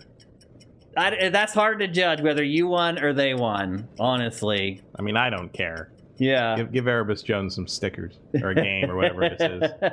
But you won for the first time in forever. Have you won before? Yeah, like the first couple. Yeah, you won like at least one before. Dang. Because I was the first person to annoy you by getting me on the first one. And then the chat started doing it. Well, Erebus Jones got the answer in first for Skyrim. So Erebus, we will absolutely give you your game. Congratulations. It's impressive that Straw Hut, I figured, like I said, this was going to be an easy one. I thought it might give it away, but I wasn't 100% sure that it would. There's your round of applause, Erebus Jones, for winning Name That Game.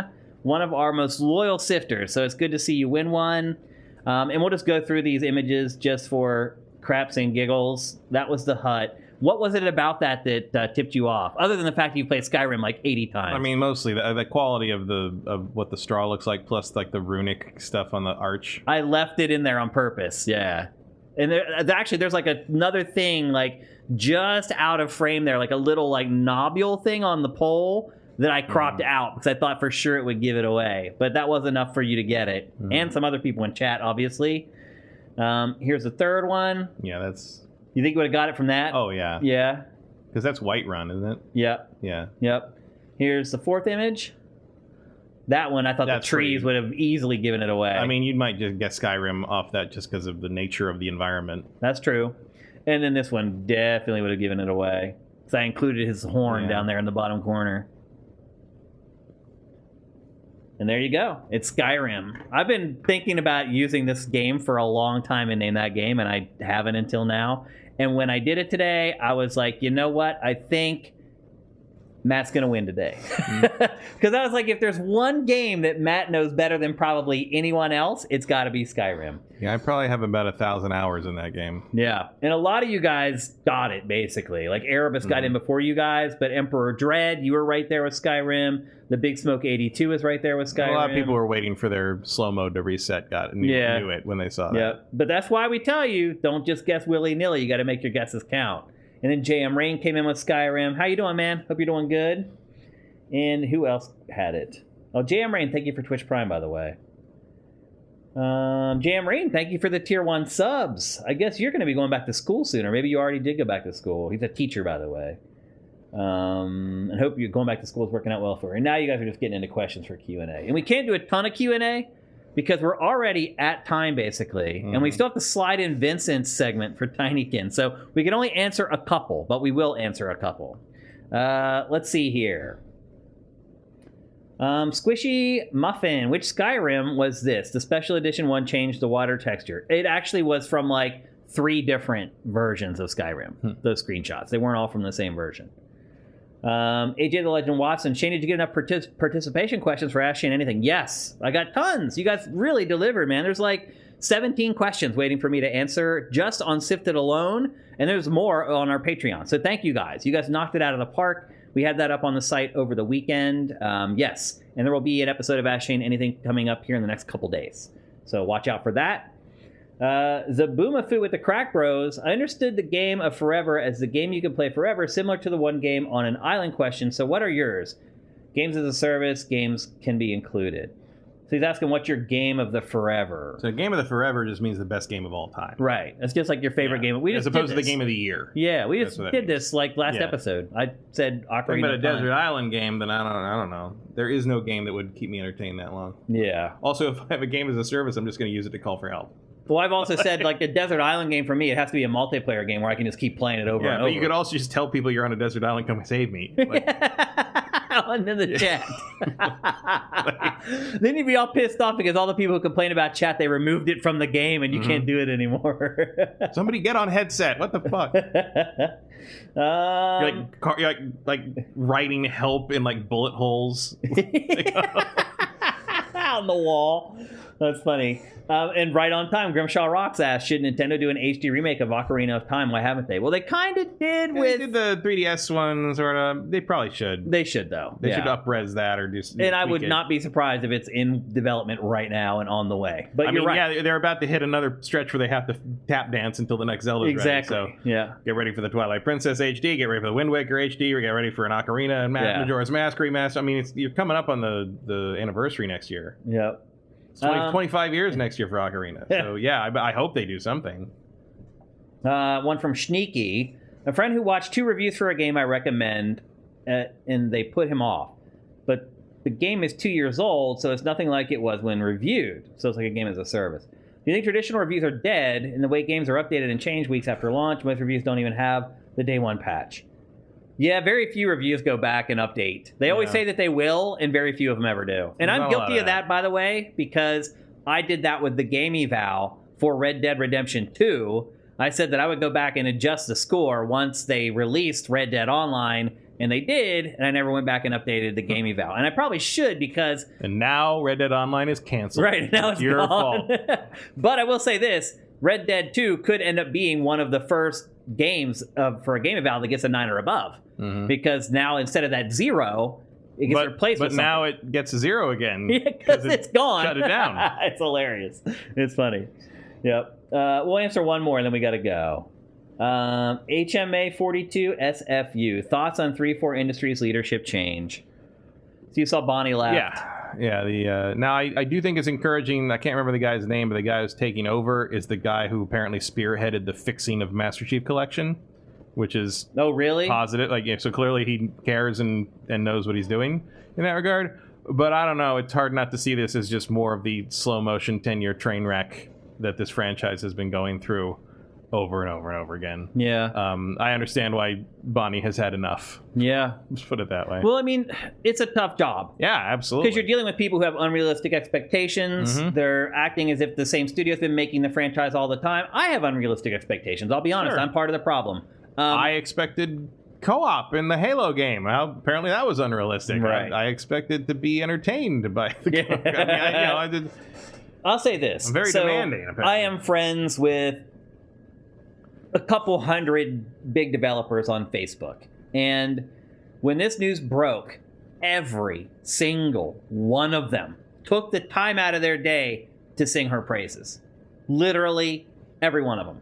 Like, a couple people who worked at 343 were like, downtrodden, like borderline crying over it. So she is beloved, and people have a ton of respect for her. But I agree with you, Matt.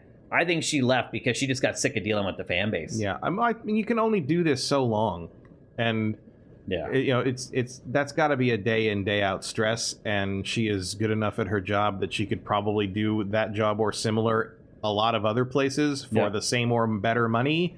And not nearly as much in a public spotlight. So I can't blame anyone who would choose that over being on the firing line of the Halo franchise for another however many years it takes. She'll reappear. Yeah, with a much better job that she likes more, and it won't drive her crazy. She'll be back. I don't think it affects Halo all that much, though.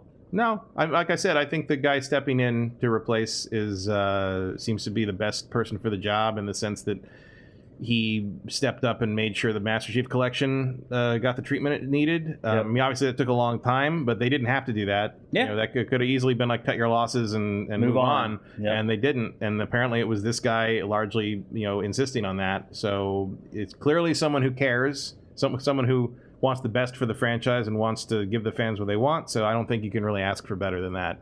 Moving on from someone who is as well regarded and respected as Bonnie. Yep, agreed. She's great. It's probably not. Her. It's probably it not wasn't her terrible. fault that the game is what it is. It's honestly probably not terrible news. Outside of the fact that Halo has just struggled to sort of have an identity and a consistency for a long time.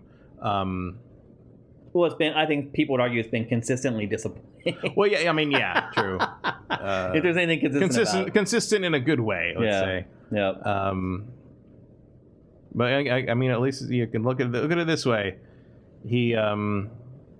He knows what it takes to fix a very broken Halo product. Yeah. And here we go. Yeah. Again. Yeah. Iviz, thank you for Twitch Prime. If I missed any of you guys who subscribe to Twitch Prime throughout the show, I apologize. I try to keep an eye on chat, but I know I missed some. It's always better if you wait till the end of the show or you do it at the beginning when I have time to look for them. But anyway, that's GameFace 315. What a show. What a long show. 3 hours and 15 minutes. It's a beast, but I knew it was going to be because we were away for a week and things were just piling up. Tons of big stories, lots of stuff happening. Next week's episode should be a little more normal sized, and we will be back here at twitch.tv/siftedgames at 1 p.m. Pacific, 4 p.m. Eastern next Tuesday. We're here every Tuesday at the same time. If you'd like to support us, if you're listening to the show on any of the podcast services, and the show's on all of them, or if you're watching the show on YouTube, you want to know how you can help us, just head to patreon.com/sifted. That's SIFTD without the E. You can pledge whatever you want there. You can just give us $1 because you just want to be nice. You can pledge a bunch of money because you want to support us and you want to see us grow. Whatever you want to do, it's cool with us. We appreciate every dollar. It's awesome. If you don't have any money to contribute, that's totally cool. You can still help us if you're an Amazon Prime subscriber with Twitch Prime. If you're watching the show on YouTube, the instructions to help us do that are right below. It does take a couple minutes your first time because you have to sign up and connect your accounts. After that, it's literally two clicks, and you can do it in like 5 or 10 seconds. So we'd really appreciate that. Anything you guys can do to help, we appreciate every single one of you. So good to be back. Good to be with our awesome chat, talking games with you guys. I hope you guys enjoyed the show today. Good to be back with Matt talking games. And we'll be here for the entire month of September and the first couple weeks of October before I take vacation in mid-October. And then after that, it's just a full-on pile drive through Q4. So thanks to everybody who showed up. Thanks for all your bits, all your Amazon Prime subscriptions, all of it. It all adds up. It all makes a difference. We appreciate you guys. We love you guys. GameFace is up and out.